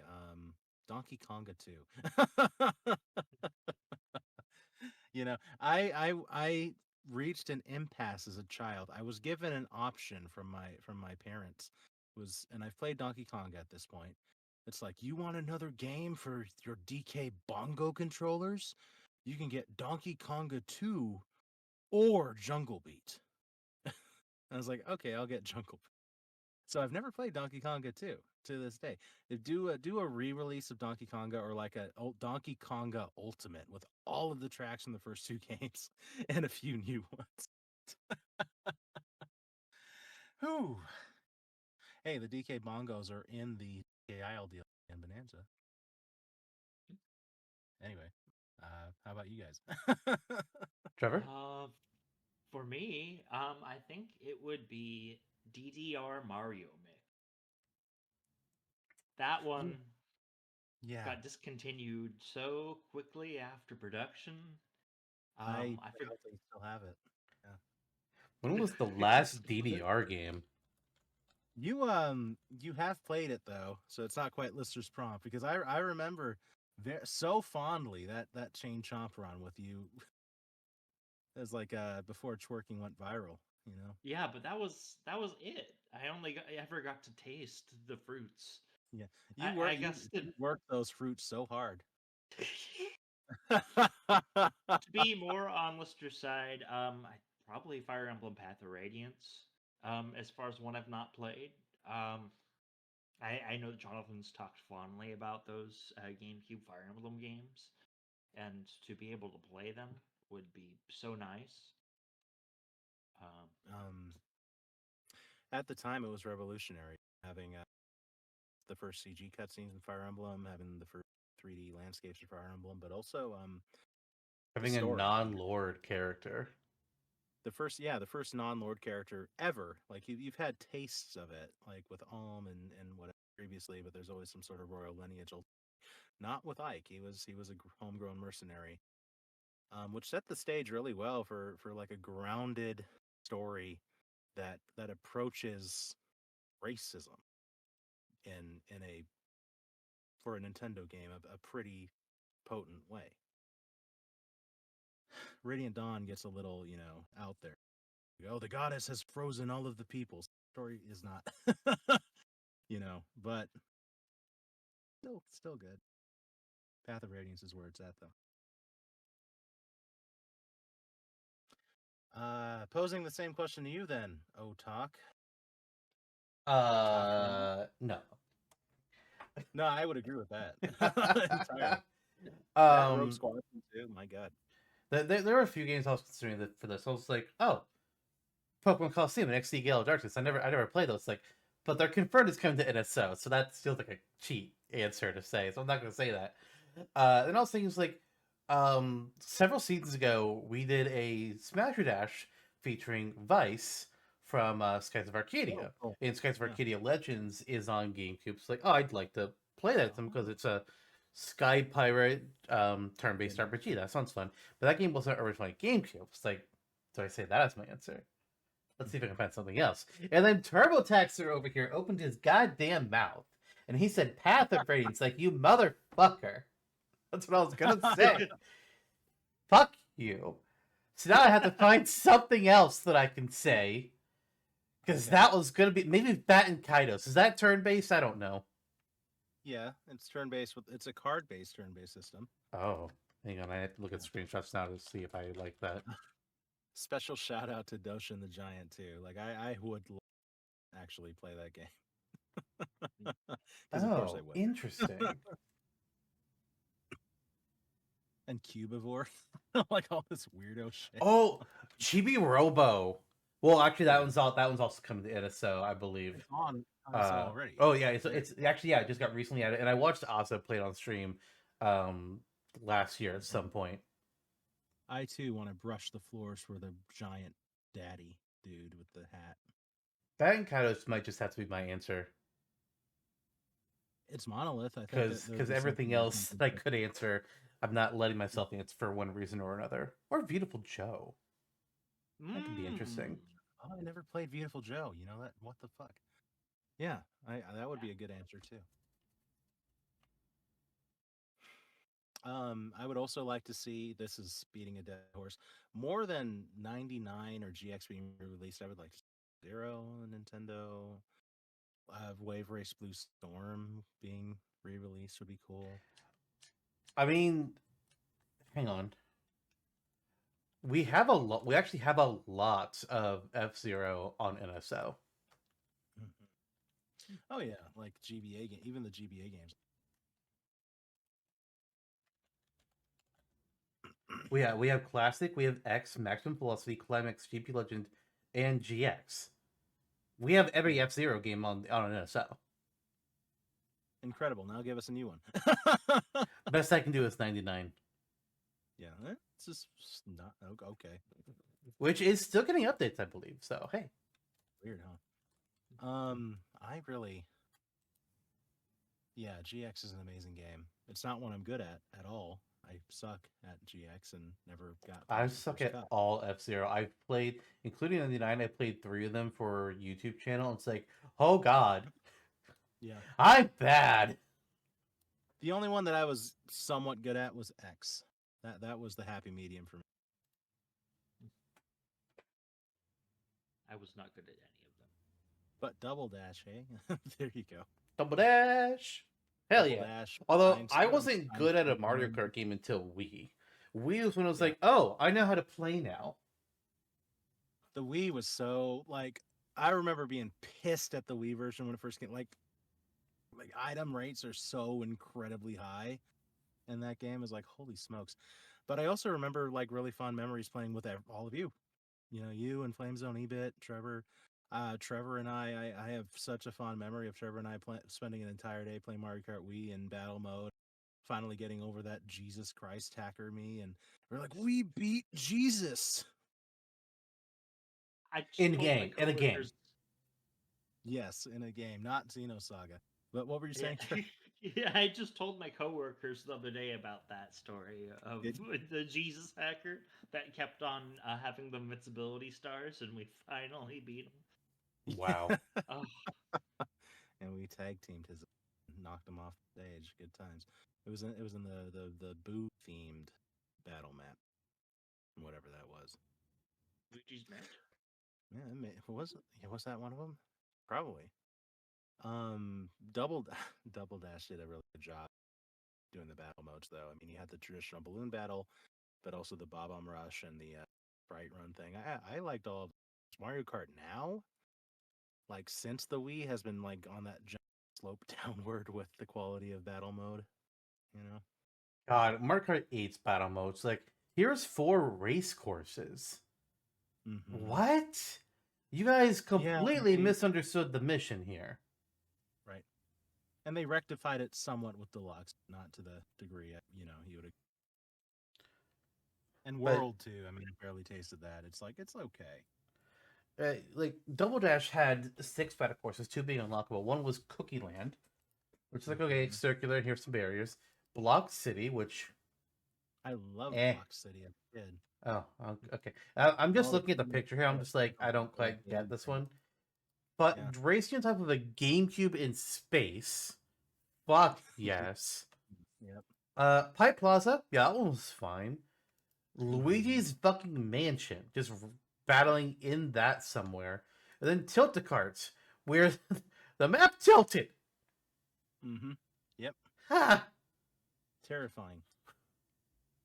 We also just got so many good courses in Double Dash. Fucking, I will fight for it to this day. Put it in every Mario Kart. I want my baby park. I'm not kidding.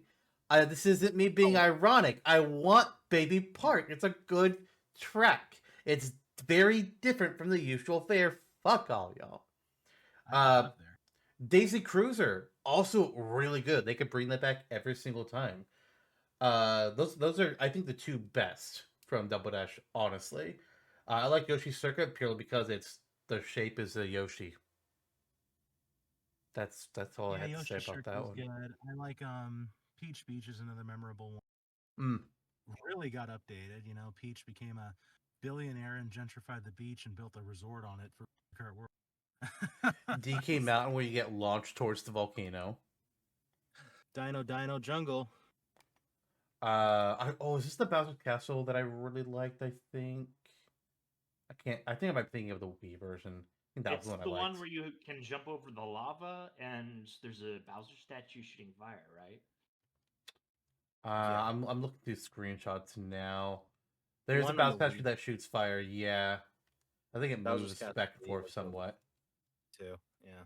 There's like and then there's a fire bar you have to race around. Do you have any memorable favorite GameCube courses, Trevor? Shoot, I mean Rainbow Road. That was always a favorite. Of Um, course. just for the pure chaos of everybody falling off. But Yeah, Mario Kart was really strong. Um, even on Super Circuit, like the Luigi circuit scratched a certain part of my brain. I loved the Sky Garden. Mm-hmm. Yeah, Sky the Garden. Shy Guy. Yeah. I don't know if that's That's not fully what Double it was Dash. called. And Cheese Land. No, this was Super Circuit. We veered off. Oh, a little oh, okay. I didn't notice you moved the Super Circuit. bit. I Never I played remember Super the Circuit. time- I remember the first time I played Super Circuit was in the back of Trevor's mom's car. I do like how some of the places look like. The feel of the Super Circuit ones they brought back, like Ribbon Road, is really good in 8. Mhm. Cheeseland. Yeah, Yep. I think there was a Shy Guy one, but I think that no, I'm remembering it. Shy Guy Not Bazaar. the Shy Guy Banshee Falls, Wild, which is an was it? 8. Oh. Right. Let's see here. And then Sky Garden Pretty was much- also in DS and 2 or in 8 Deluxe. Yeah. Pretty much all of the race courses from Double Dash are like iconic stages. They're all like going through this list. I mean, Dry Desert was memorable. Even the Luigi Right, yeah, I'm Gates. remembering that one now. Yeah. That's the circle Sugar area. Cane. Yep. Wario Coliseum, Waluigi Stadium. Yeah. Of course, Waluigi Pinball revolutionized Mario Kart as well as my life and personal look on the world later on. Yeah, what a good game, man. I know that Nintendo does not like mechanics often at all, but I would not balk at a Double Dash 2 Yeah. I mean, on the we Switch. had Galaxy 2, Mm-hmm. and for years, people are still predicting Galaxy 3. Like, Yeah. when the rumors broke out, or the leaks, actually, I should say, when the leaks broke out that the new Mario movie is going to be called Super Mario Galaxy, people went apeshit thinking that this confirms Galaxy 3 is going to be revealed in the direct to tie into the movie. It's like, what? Huh. They didn't even have a regular Mario game release to tie into the movie. Yeah, The right. first time around, I was like, what are you talking about, guys? Too soon after Bonanza, to be certain. Like, we know they're working on something, because the Bonanza team is like half of the Odyssey team, plus some extra people. So there's something is in the works, but it ain't ready yet. That's all we know. You can take the Galaxy motif, right? But don't make it Galaxy 3. No. Finally do the full blooded thing. It's going to be the reverse of Well, Galaxy, where it's going to be Super Mario Right. Microverse, and so Yeah. you're just going to go and so you're going to shrink Ant-Man style, and then you're still going to be dealing with like circular planets because things are Yeah. super tiny. It's like tiny, huge island, but to the small, tall. Yeah, to the extreme. Yeah. Super Mario Universe, open world in space. Done. No, that's No Man's Sky. There you go. No Mario Sky. No Man's Mario. Mario ain't no man's. It's too Mario's Man's Sky. different. Yeah. I'm not gonna debate you there. I can get behind.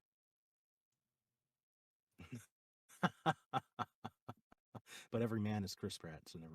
No, Bob Hoskins. Hey, Mario, is some lasagna for you, my friend. And Gamora's on the ship because I'm Star-Lord, Garfield, and Mario. Okay, I think we've ran out to talk about if we're getting to that point of the show. And So, any Online. final thoughts on the GameCube and just the general era that Nintendo was in at that time? Yeah, it was a fabulous time to grow up with a system full of quality games. Maybe This was the time just before Nintendo started to kind of really fall off with third parties, and when the cacophony of the Wii era came out. Hmm. But you still were getting a lot of amazing first. And there were a lot of things that I wish I did with my with my childhood and my free time growing up. And I say that much, but I ultimately, I wouldn't trade times for anything. Enjoyed my time with that system. Trevor? Oh man, the GameCube was such a formative period for me, and it really shaped my imagination and who I came to be, really, Yeah. from everything I experienced with it. If I could go back to those times and just stay there, I definitely would. Knowing that we can't ever have that again, I am super excited with the GameCube, Nintendo Switch Online for Switch Yeah. 2. That a lot of the games that I've not played on GameCube are going to be available to play. Yeah. And this is probably the biggest video game event that I've been excited for in such a long time. How about Yeah. you, Lister?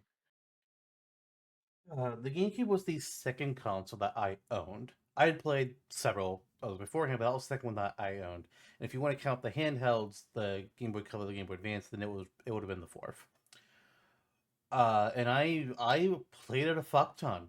I really did. I had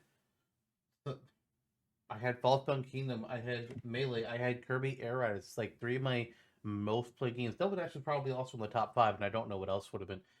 Might have been Lord of the Rings: Third Age, honestly. I played through that game like 3 or 4 times, and I don't know why. I just liked it. Um, I think I had that too.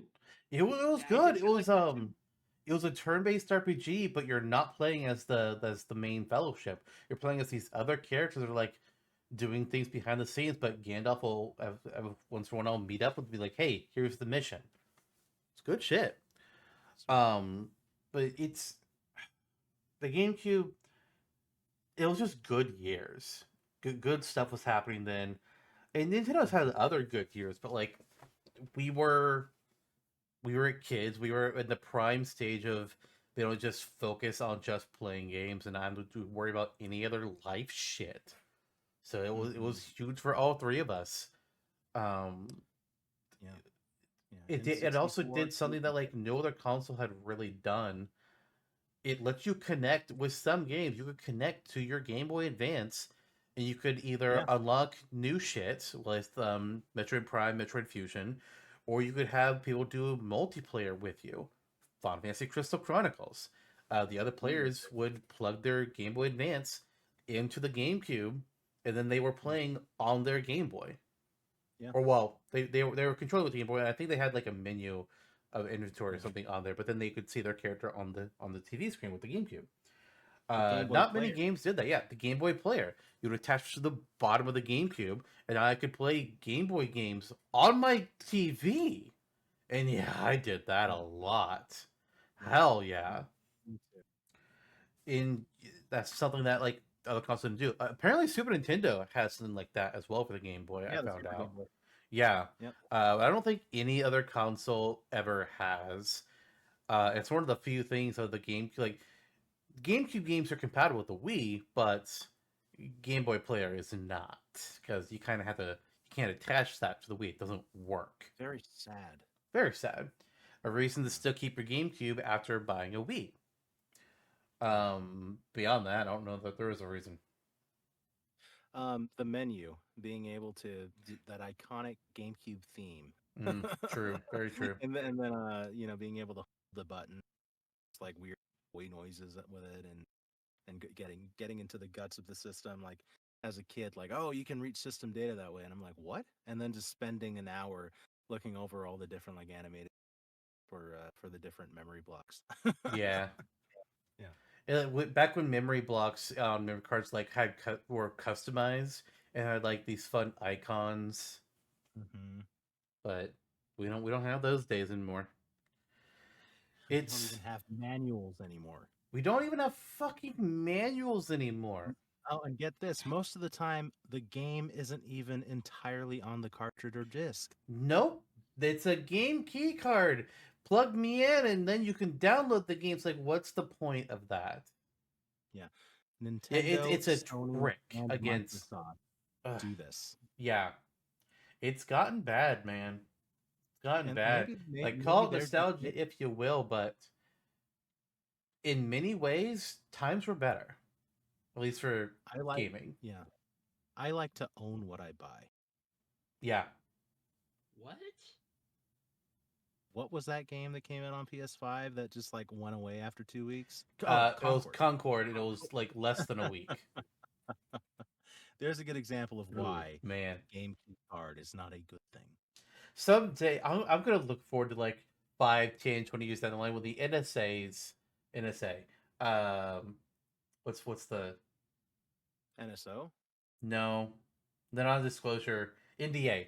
When the NDAs on Concord expire and we just get to learn all the behind the scenes shit, I'm so looking forward to that day. Because I want to know what the fuck. Oh, my God. And we even got the It's- Concord episode of that Like, Amazon show. even without knowing all that information, that game is going to be a case study of what not to do in so many ways. Mhm. But that is not GameCube. That is many years in the future. And we're out of time here today. So, Turbo, I could go on. sup? We brought you back right away. We advertised this episode to you like right after we finished recording the last one. It's like, hey, you want to do this too? It was actually during the recording. And Was it? I on the can't recording- remember. On the recording, we were like, "Hey, you want to come back?" He's like, "Yeah." Oh, right. It's when we were previewing like what the next episode's gonna be. That's right. Yeah. Yeah. We don't On the always just GameCube? share the episode that in the preview, but this time we felt it was appropriate. So then Yeah. Turbo was like, "Yeah, I'll do it." Yeah. Yeah. It's like, all right, cool. We got him. Turns out that Trevor's just like our permanent third member now, and we'll see them again in another couple weeks. Flame Zone's gonna be so jealous. Right. Well, don't thank me. Thank the train. Yeah. Is it? And I think that's the great way to end it off. Except for saying, hey, look, there's gonna be another episode. We're not done, sadly. Episode 164 of the podcast, episode 2 of season 7. A Smashtopia episode, and we actually just recently rearranged the first few Smashtopias of the season because we saw that we might have a problem with scheduling. So the character that's currently slated, unless we change things again, it's a character that both John and I have made in our Mercurio's past, but not since. So we're gonna be revisiting somebody that we've both tackled, and now we got to tackle them again together. Technically, the name of a friend from the Mercurius days. Part of That's true. That's true. It's also a character in the Mario movie. Oops, shit! It's a Mario character. It sounds kind of like that. I thought it was the Penguin King. Carrie Payton's Penguin King. Yeah, I'll make a moveset out of it. As long as he's actually voiced by Carrie Payton. Oh, he would do it. He would Honestly. All right. With that, goodbye to you. Fuck off to you. And viewers, we'll see you in another episode. Goodbye. Goodbye. Farewell until we meet again.